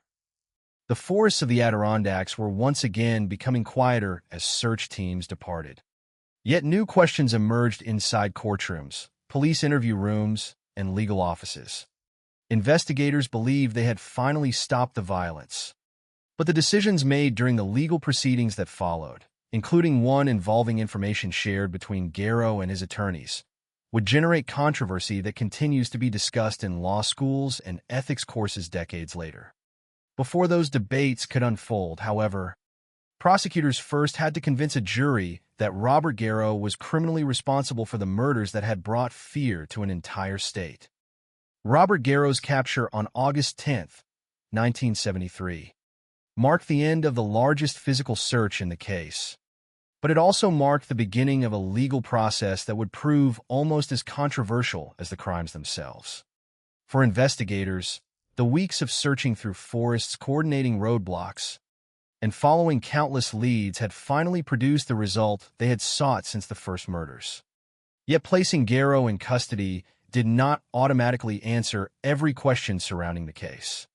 Detectives still faced the difficult task of assembling evidence that could withstand scrutiny in court, establishing the sequence of multiple crimes committed over a period of less than 3 weeks, and providing long-awaited answers to the families whose lives had been permanently altered.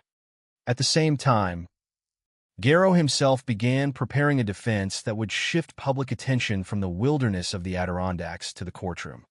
Following his arrest, Garrow was transported for medical treatment because of the gunshot wounds he had sustained during the pursuit.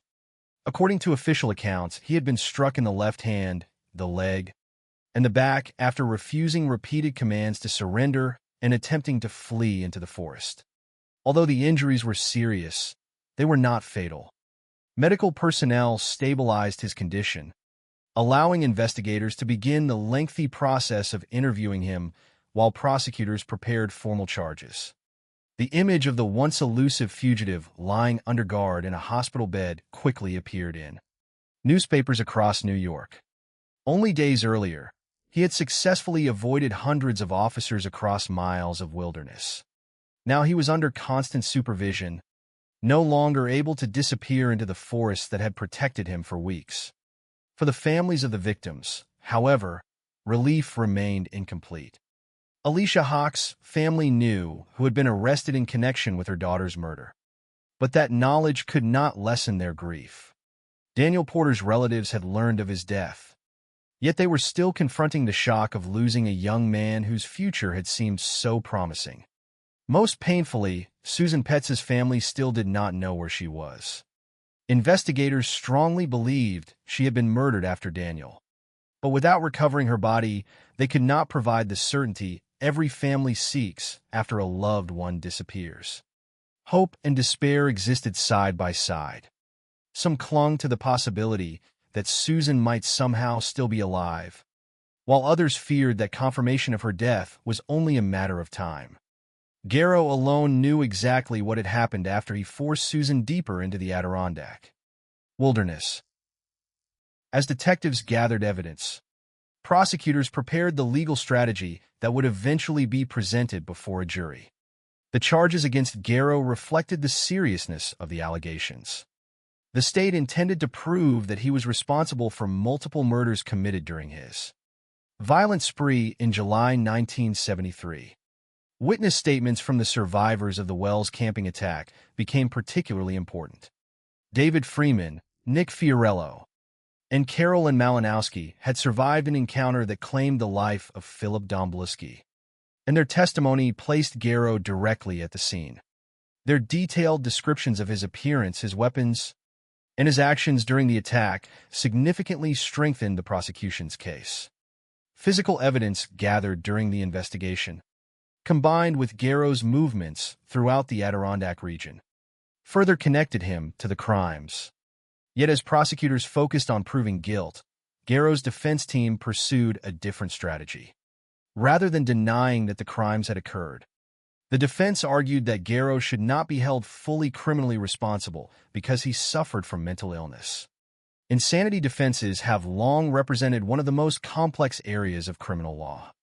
They do not necessarily dispute that the defendant committed the acts in question.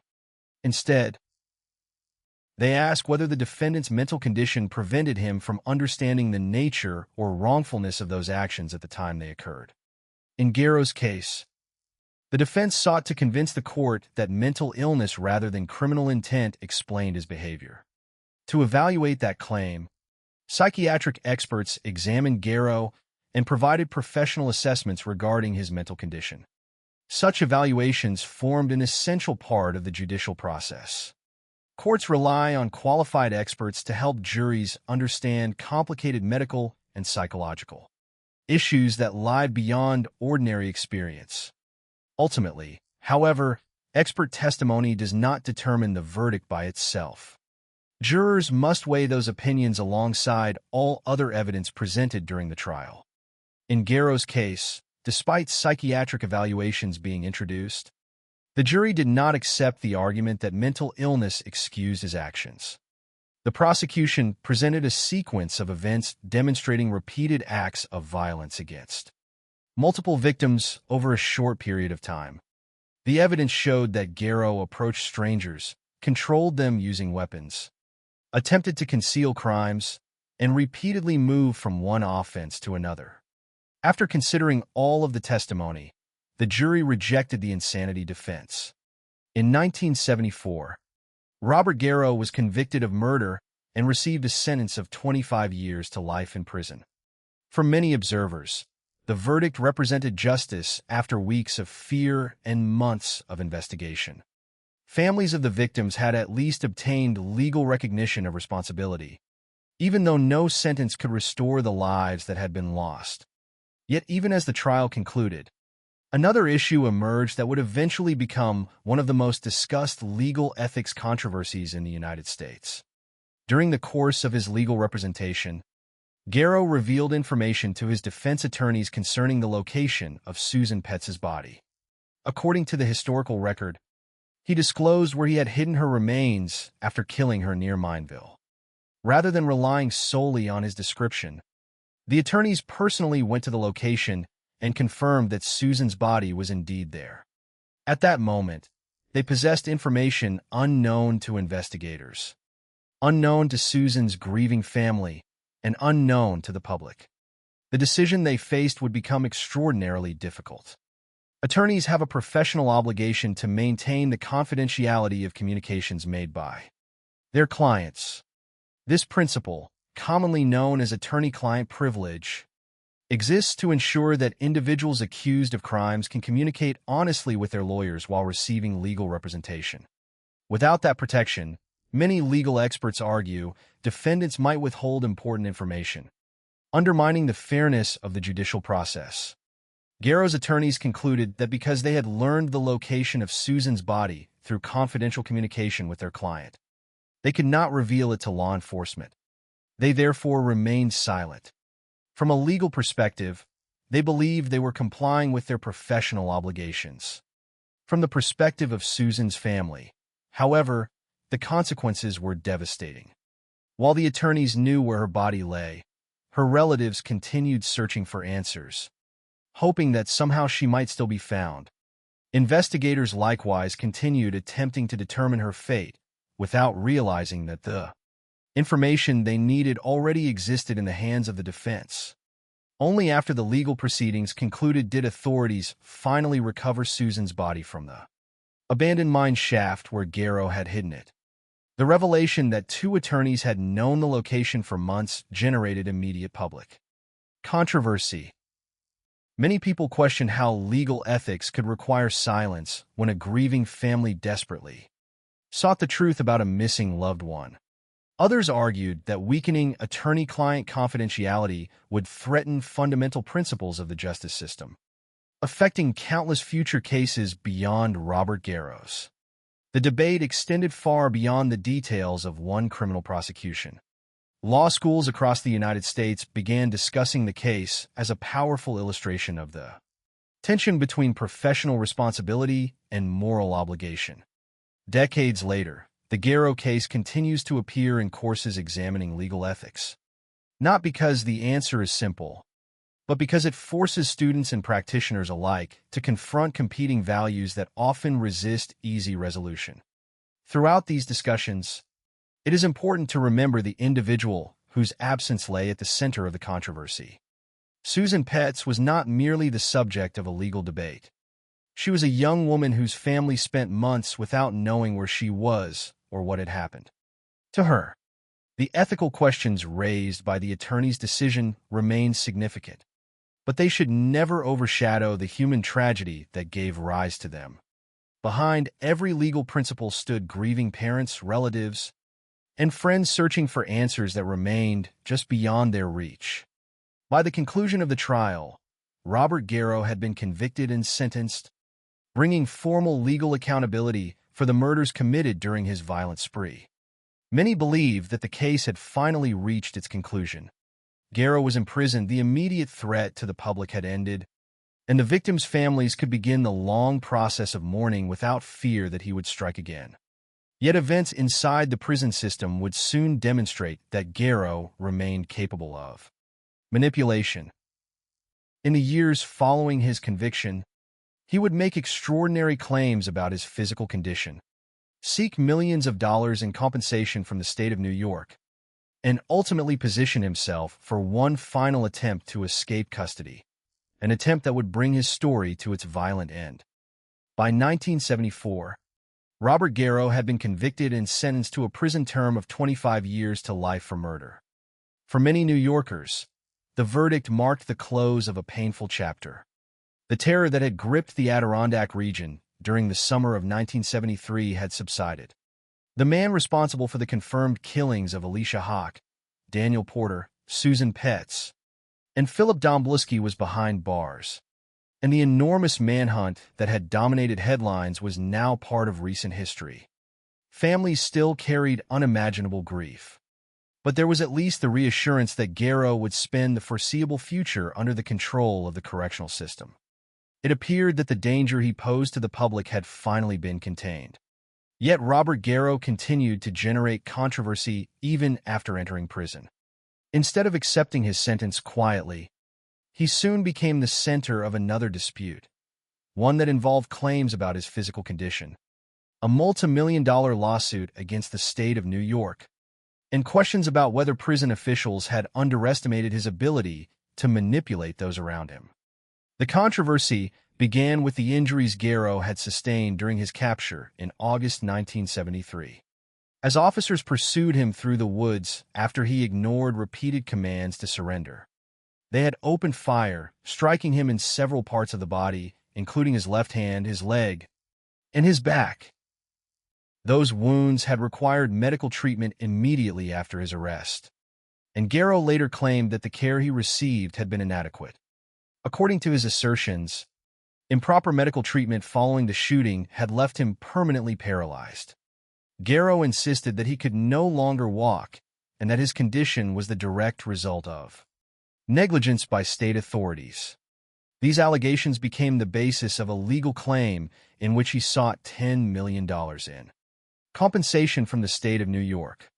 The lawsuit attracted considerable attention. It was unusual not only because of the amount of money involved, but also because it came from a man already convicted of multiple murders. Public reaction was often one of disbelief. Many people struggled to understand how someone responsible for such devastating crimes could seek financial compensation from the same state whose citizens had endured weeks of fear during his violent spree. Nevertheless, the legal system required that his claims receive appropriate consideration. Even individuals convicted of serious crimes retained certain legal rights, including the ability to challenge alleged mistreatment while in government custody. The question, therefore, became whether Garrow's medical claims had merit. As the dispute developed, correctional officials made decisions regarding Garrow's housing and supervision. Because he claimed to be paralyzed, he was transferred to a correctional facility with a lower level of security that could better accommodate inmates requiring specialized medical care. The transfer reflected an administrative response to his reported physical limitations rather than a reassessment of the seriousness of his crimes. Officials believed that his alleged inability to walk significantly reduced the likelihood of escape. A prisoner confined to a wheelchair would present different security concerns than an able-bodied inmate. Yet over time, prison staff began noticing inconsistencies in Garrow's behavior. According to historical accounts, correctional officers eventually observed evidence suggesting that he retained far more physical ability than he publicly claimed. Reports indicated that he was capable of walking despite insisting that he was paralyzed. Investigators concluded that Garrow had been exaggerating or fabricating the extent of his disability. The discovery fundamentally altered how prison officials viewed his earlier claims. What had initially appeared to be a legitimate medical issue increasingly resembled a deliberate effort to obtain preferential treatment and placement in a less restrictive correctional environment. If those conclusions were correct, Garrow had successfully manipulated the system by presenting himself as far more disabled than he actually was. This revelation reinforced a pattern already evident throughout his criminal history. Again and again, Garrow had demonstrated an ability to exploit opportunities that serve his own interests. Before his arrest, he had relied on deception to approach victims, pretending to ask for directions or gasoline before revealing violent intentions. During the legal proceedings, he had attempted to avoid criminal responsibility through an insanity defense that the jury ultimately rejected. Now, while serving his prison sentence, he appeared to have used claims of paralysis to secure conditions that offered greater freedom than would otherwise have been available. None of these actions erased the reality of his convictions, but together they illustrated a consistent willingness to manipulate circumstances whenever possible. For prison administrators, the implications were serious. Correctional systems depend heavily on accurate assessments of inmate risk. Decisions regarding housing assignments, work details, medical care, and security classifications all rely on truthful information concerning an inmate's physical capabilities and behavioral history. If Garrow had deliberately misrepresented his condition, then officials had unknowingly granted privileges that created additional risks. Those concerns became especially important because the facility to which he had been transferred permitted certain inmates to participate in work assignments outside the most heavily secured portions of the institution. Such opportunities are often extended to prisoners considered lower escape risks due to medical limitations or other factors. In Garrow's case, however, the assumption that he posed a reduced flight risk would eventually prove catastrophically mistaken. Despite his imprisonment, Garrow remained physically capable of moving far more effectively than many believed. His apparent ability to walk undermined the very premise on which earlier security decisions had been based. Looking back, it is difficult not to see these developments as warning signs. Correctional staff had uncovered evidence that Garrow's claimed paralysis was unreliable. They now understood that his physical limitations had likely been exaggerated. Even so, the events that followed demonstrated how difficult it can be to completely eliminate risk within any correctional system. Prisons must balance security with practical realities, including inmate labor, medical treatment, and institutional management. Even dangerous offenders sometimes receive opportunities to work outside traditional cell blocks. Under supervision, Garrow's case would soon illustrate the potential consequences when a determined prisoner exploited such opportunities. Beyond the prison walls, the memory of the murders remained vivid for the families of the victims. Alicia Hawk's relatives continued living with the loss of a 16-year-old daughter whose life had ended while simply trying to get home. Daniel Porter's family mourned a promising Harvard law student whose future had been stolen during what should have been a peaceful camping trip. Susan Petz's loved ones had finally recovered her remains after months of uncertainty. But the painful controversy surrounding the delayed discovery of her body remained an enduring source of anguish. Philip Domblewski's friends and family likewise carried the memory of a young man killed while resisting an armed attacker in the Adirondack wilderness. For them, Garrow's imprisonment represented justice in a legal sense, but it could never restore what had been taken. The continuing public attention surrounding his medical claims and legal disputes sometimes risked shifting focus away from the victims themselves. Yet their stories remained the true heart of the case. Every headline about Garrow's lawsuit or alleged paralysis existed only because 4 innocent people had lost their lives during those 3 weeks in July 1973. As the years passed, public interest gradually diminished. The extraordinary manhunt became part of New York's criminal history rather than daily news. Court proceedings concluded, appeals and legal disputes attracted less attention, and many assumed Robert Garrow would spend the remainder of his life in prison. There seemed little reason to expect otherwise. He was serving a lengthy sentence, his crimes were well documented, and correctional authorities maintained responsibility for ensuring he remained in custody. Yet appearances can be deceptive. The same determination that had enabled Garrow to survive for weeks in the Adirondack wilderness.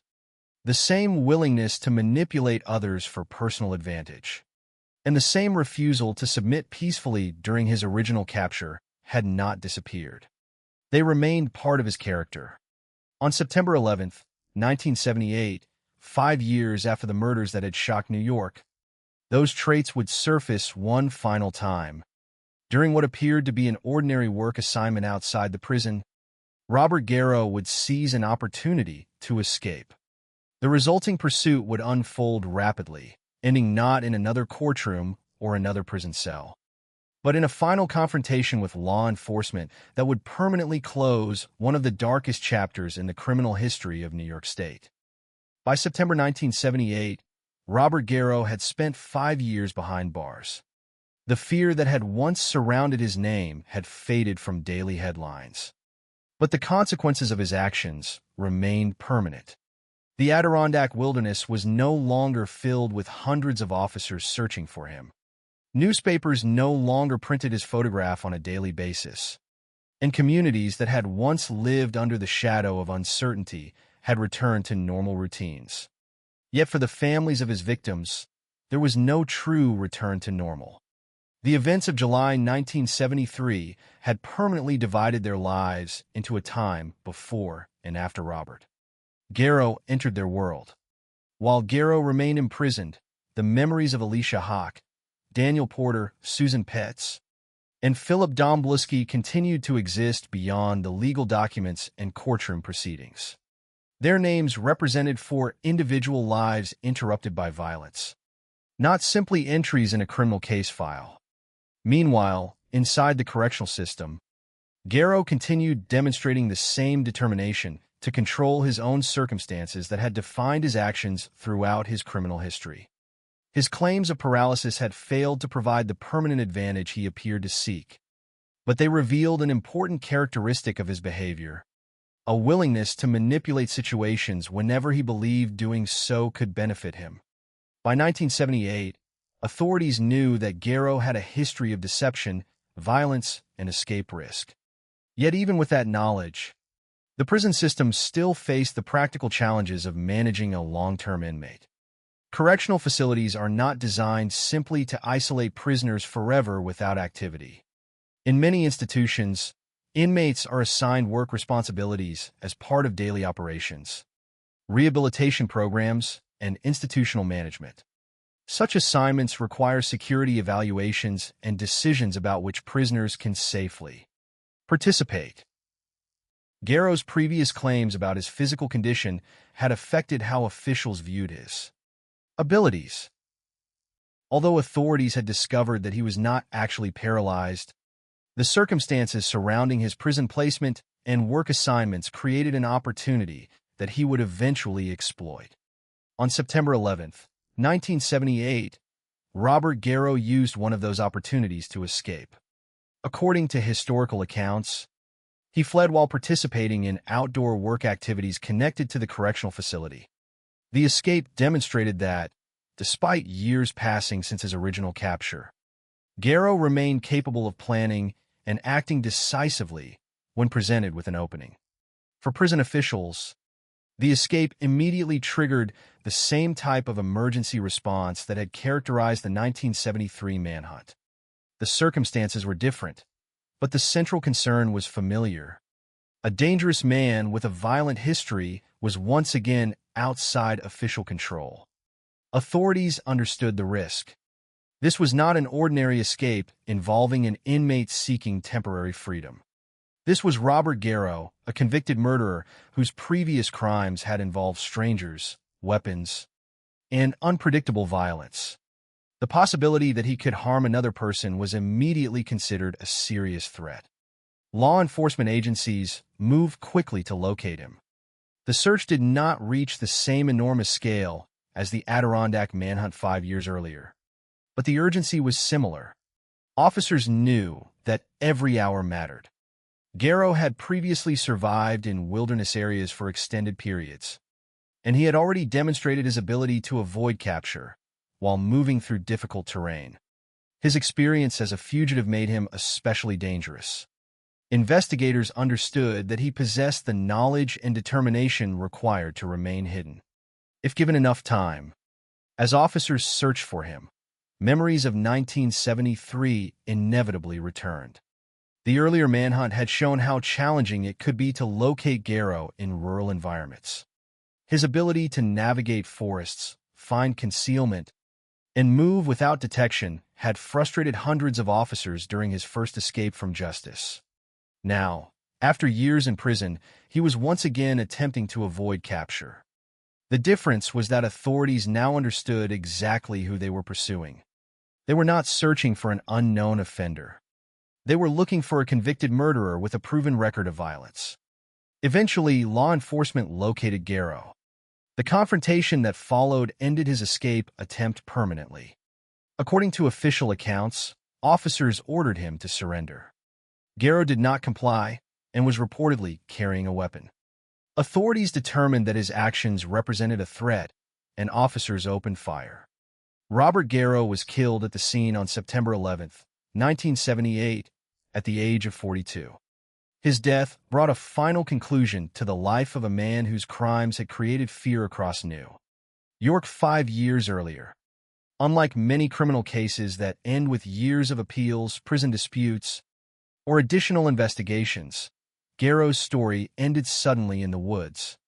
In a confrontation with the same law enforcement system that had spent years attempting to keep him contained.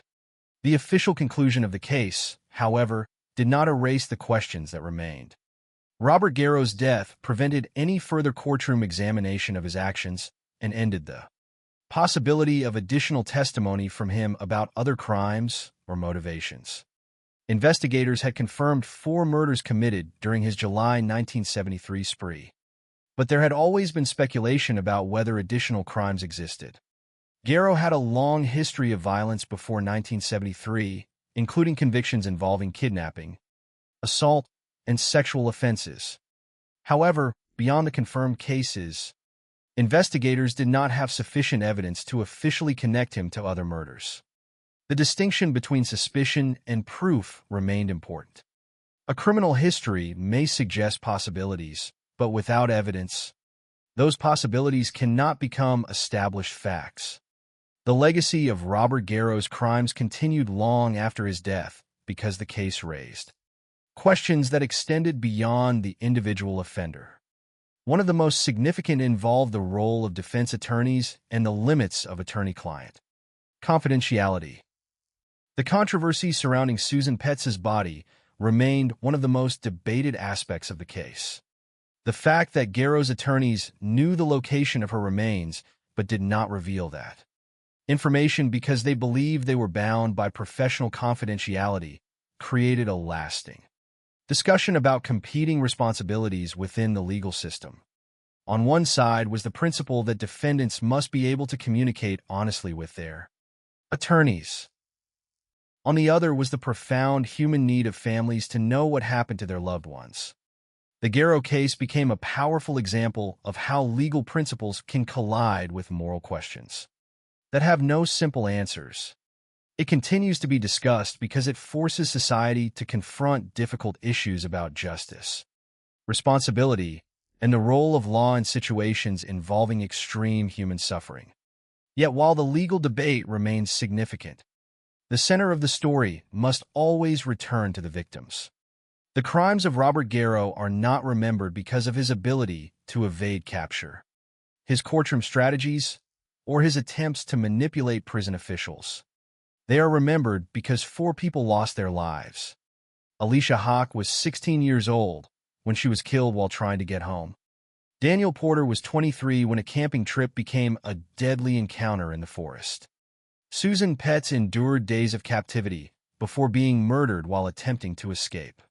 Philip Domblewski was 22 when his resistance to an armed attacker cost him his life. Their families were left to carry the consequences of crimes they never caused and could never undo. The passage of time has changed how the case is viewed. The immediate fear that surrounded the Adirondack manhunt has become part of history.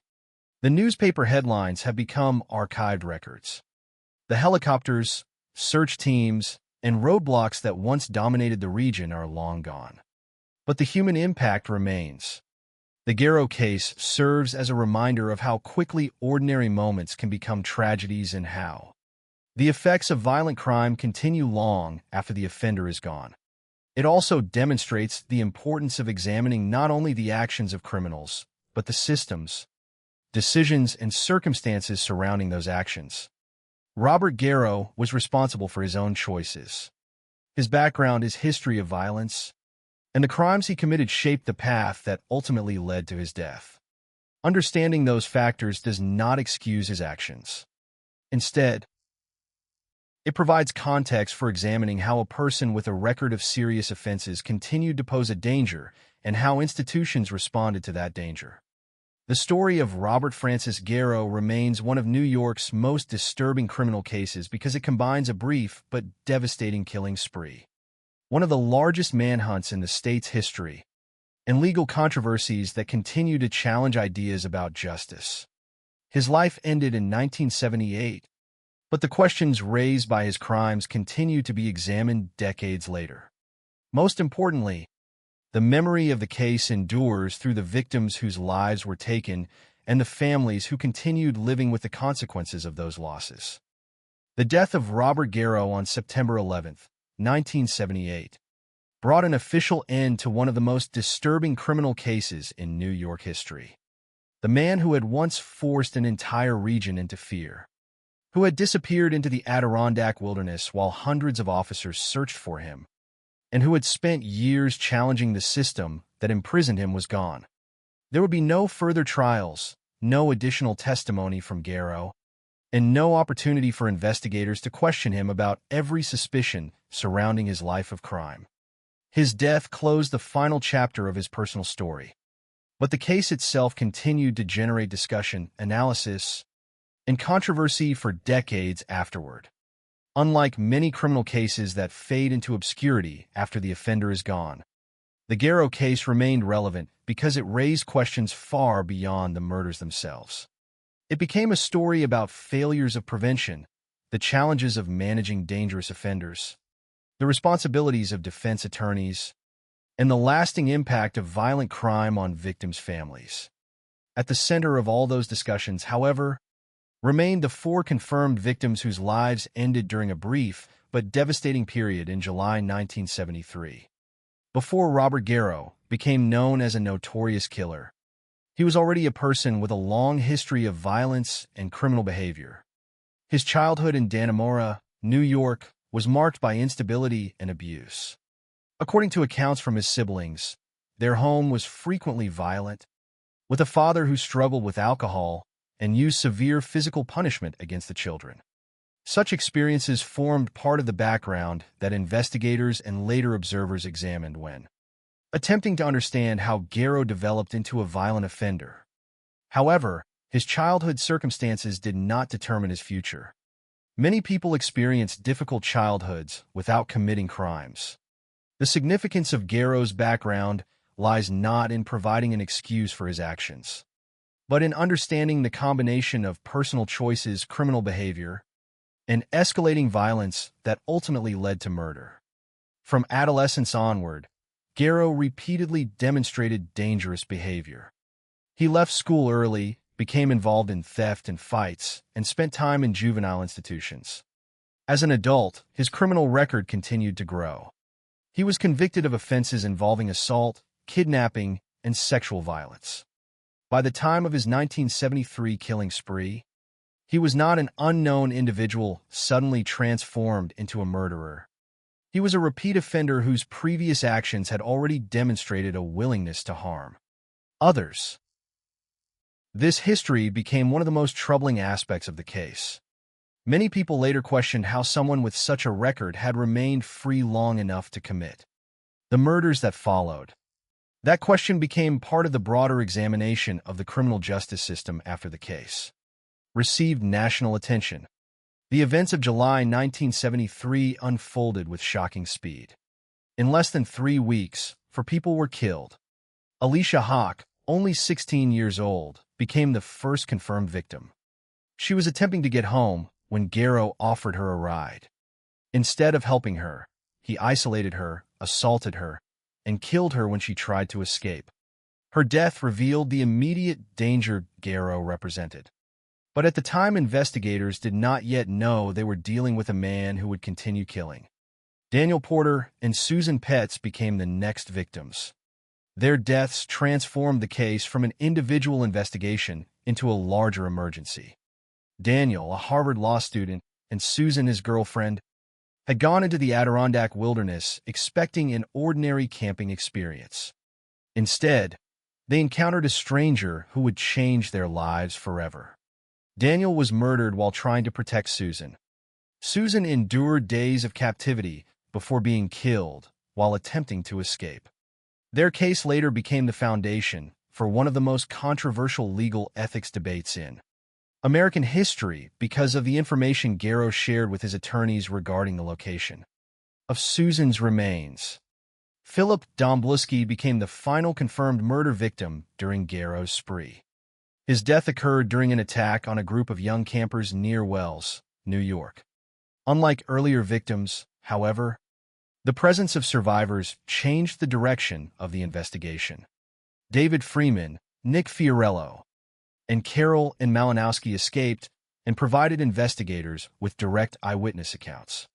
Their testimony allowed authorities to identify Garrow as the central suspect and launch the massive operation that eventually led to his capture. The manhunt itself became one of the defining elements of the case. The Adirondack Mountains created an enormous challenge for law enforcement. The region's size, remote terrain, and thick forests gave Garrow a natural advantage. Hundreds of officers, including state police, forest rangers, and other personnel, participated in the search. Helicopters, tracking dogs, roadblocks, and public assistance were all used in the effort to locate him. The search demonstrated both the difficulty of capturing a determined fugitive and the level of fear created when a violent offender remains free. When Garrow was finally captured on August 10, 1973, it brought relief to communities across New York. Yet the legal process that followed revealed another layer of complexity. During his trial, Garrow's defense argued that mental illness affected his responsibility for his actions. Psychiatric experts evaluated him, but the jury rejected the argument that he should avoid criminal responsibility because of mental illness. In 1974, he was convicted and sentenced to 25 years to life in prison. The verdict provided legal accountability, but it did not resolve every issue connected to the case. The controversy involving Susan Petz's body became one of the most enduring aspects of the Garrow story. When Garrow told his attorneys where he had hidden her remains, they faced a conflict between competing principles. Their professional obligation required them to maintain confidentiality regarding communications with their client. At the same time, Susan's family and investigators needed the information to locate her. The attorneys chose to preserve confidentiality, and only after the legal proceedings concluded was Susan's body recovered. The decision became a subject of intense debate. Supporters of attorney-client confidentiality argued that the legal system depends on defendants being able to communicate openly with their lawyers. Critics questioned whether such protection should remain absolute when it prevented a family from learning the location of a murdered loved one. The Garrow case did not produce an easy answer, but it became a lasting example of the difficult choices faced within the legal profession. Even after conviction, Garrow continued to create controversy. His claims of paralysis following his arrest led to a lawsuit seeking $10 million from the state of New York. When prison officials later determined that he was capable of walking despite his claims, they concluded that he had manipulated the system to obtain favorable treatment. The incident reinforced concerns about his ability to deceive authorities and foreshadowed the escape attempt that would eventually end his life. His escape in September 1978 demonstrated that incarceration alone could not eliminate the risks posed by a determined and violent individual. After leaving custody during an outdoor work assignment, Garrow was pursued by law enforcement and killed during the confrontation that followed. The final moments of his life reflected the same pattern that had defined much of his criminal history: refusal to surrender and a willingness to resist authority. However, his death should not become the final focus of the story. The lasting significance of the Garrow case does not come from how he lived or how he died. It comes from the lives that were lost and the questions his crimes forced society to confront. The case remains a reminder that behind every criminal investigation are real people whose futures were stolen. Alicia, Daniel, Susan, and Philip were not simply victims in a historical record. They were individuals with families, relationships, and plans for the future. Their deaths affected countless people who continued carrying the consequences long after the headlines disappeared. Decades later, Robert Garrow remains remembered as one of New York's most notorious spree killers. But the importance of the case lies in more than the actions of the offender. It represents a moment when communities faced fear. Law enforcement confronted an enormous challenge, and the legal system was forced to examine difficult questions about responsibility and ethics. The story of Robert Garrow continues because it reflects the complicated reality of true crime. Understanding the offender is part of examining the case, but remembering the victims is the reason the case matters. The story of Robert Francis Garrow remains one of the most unsettling chapters in the criminal history of New York State.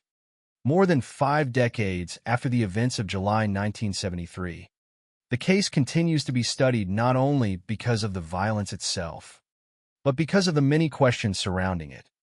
It was a case that combined a brief but devastating killing spree, one of the largest manhunts the state had ever witnessed, a controversial legal battle over attorney-client confidentiality, and a final escape attempt that ended with Garrow's death. Yet beneath every investigation, every courtroom argument, and every public debate were the lives of 4 people who never had the chance to continue their own stories. The most important way to understand the Garrow case is not simply through the actions of the man who committed the crimes, but through the impact those crimes had on the people he left behind. Robert Garrow's name became widely known because of what he did, but the victims' names are the reason the case continues to matter. Alicia Hawk was only 16 years old when her life ended. She was not searching for danger. She was simply trying to get home after her day. The circumstances of her death revealed the unpredictable nature of Garrow's violence. He approached her under the appearance of offering assistance, but that ordinary interaction quickly became an act of control and brutality. Alicia's murder marked the beginning of a series of crimes that would unfold with shocking speed. Her family experienced the devastating uncertainty that comes when a loved one disappears, followed by the painful reality of learning that she had been killed. Daniel Porter was 23 years old, a Harvard law student with a future ahead of him. His death demonstrated how quickly a peaceful moment could become a tragedy. He and Susan Petz had entered the Adirondack wilderness expecting a normal camping experience. Instead, they encountered a man whose violence had already begun escalating. Daniel's final moments were defined by his attempt to protect Susan. His murder transformed Garrow's crimes into a larger public concern because investigators began to understand that they were not dealing with a single isolated act. Susan Petz's story became one of the most painful and controversial parts of the entire case. After Daniel was killed, Susan was forced into captivity. She endured days under Garrow's control before making an attempt to escape. Her decision to run represented a desperate effort to survive. Tragically, Garrow caught her and killed her. But Susan's story did not end with her death. The discovery that Garrow's attorneys knew where her body was located created a legal controversy that lasted far beyond the original investigation. The question was not whether Susan deserved answers. Her family unquestionably did. The question was how the justice system should balance competing responsibilities when a defendant reveals information protected by attorney-client confidentiality. That debate became one of the defining aspects of the Garrow case. Philip Domblewski became the final confirmed victim of Garrow's 1973 killing spree. His death occurred during the attack near Wells, New York, when Garrow confronted a group of young campers. However, unlike the earlier crimes, this attack produced survivors. David Freeman, Nick Fiorello, and Carol and Malinowski escaped and provided investigators with critical information. Their survival changed the direction of the investigation. Without their testimony, Garrow may have remained hidden much longer. Their accounts allowed authorities to connect the suspect to the crimes and begin the massive search that would eventually bring him into custody. The manhunt for Garrow became a defining moment for New York. The Adirondack Wilderness, with its enormous size and difficult terrain, created a natural advantage for someone attempting to hide. Garrow understood that environment. He knew the forests and remote areas, and he used that knowledge to avoid capture for weeks. Law enforcement responded with an extraordinary operation involving hundreds of officers, helicopters, tracking dogs, and widespread public cooperation. The search demonstrated the challenges authorities face when pursuing a dangerous individual in a vast natural landscape. It also showed the fear that can spread through communities when people realize that a violent offender may be nearby. When Garrow was finally captured on August 10, 1973, many believed the nightmare had ended. However, the courtroom phase of the case revealed new challenges. His defense attempted to argue that mental illness affected his responsibility for his actions. Experts examined him, and the issue was presented before a jury. Ultimately, the jury rejected the insanity defense and found him responsible for the murders. The conviction provided legal accountability, but it could not resolve the emotional wounds experienced by the victims' families. Justice through the court system could recognize responsibility, but it could never restore the lives lost. Garrow's later years in prison added another complicated chapter to the story.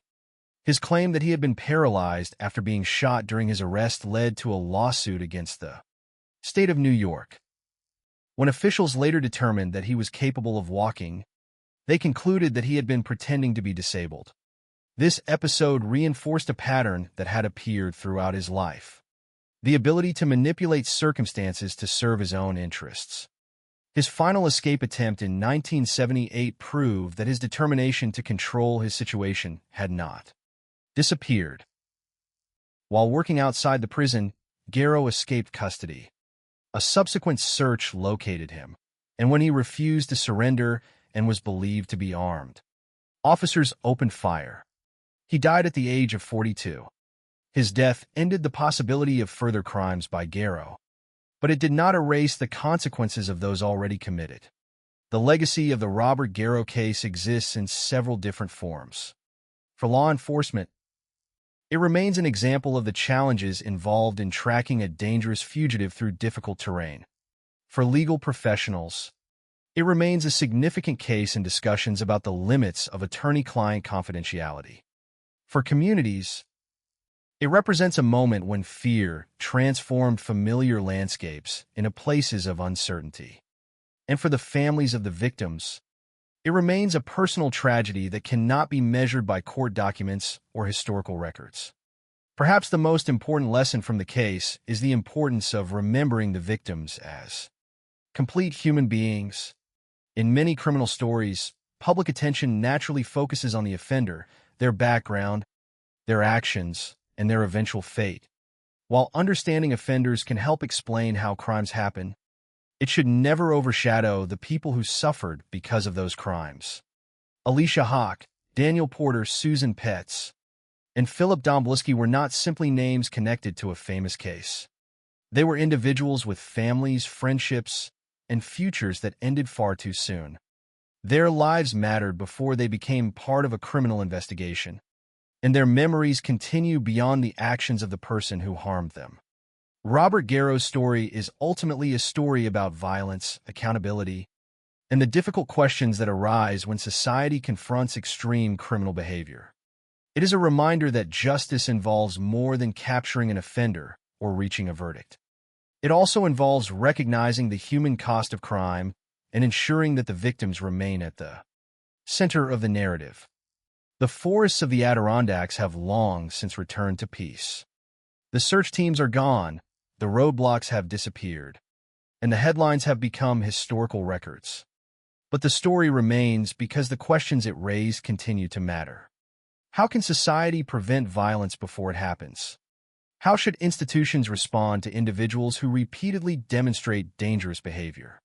How should the justice system balance competing responsibilities when human suffering is involved? The Garrow case does not provide simple answers to those questions. Instead, it serves as a reminder of the complexity of justice and the lasting impact of crime. Robert Francis Garrow died in 1978, but the consequences of his actions continued long afterward. The victims' families carried their losses. Legal scholars continued debating the ethical questions. Communities remembered the fear of that summer, and history preserved the case as a powerful example of how a few weeks of violence can leave a mark that lasts for generations. The final chapter of Robert Garrow's life ended with his death, but the stories of those he harmed remain the true legacy of the case.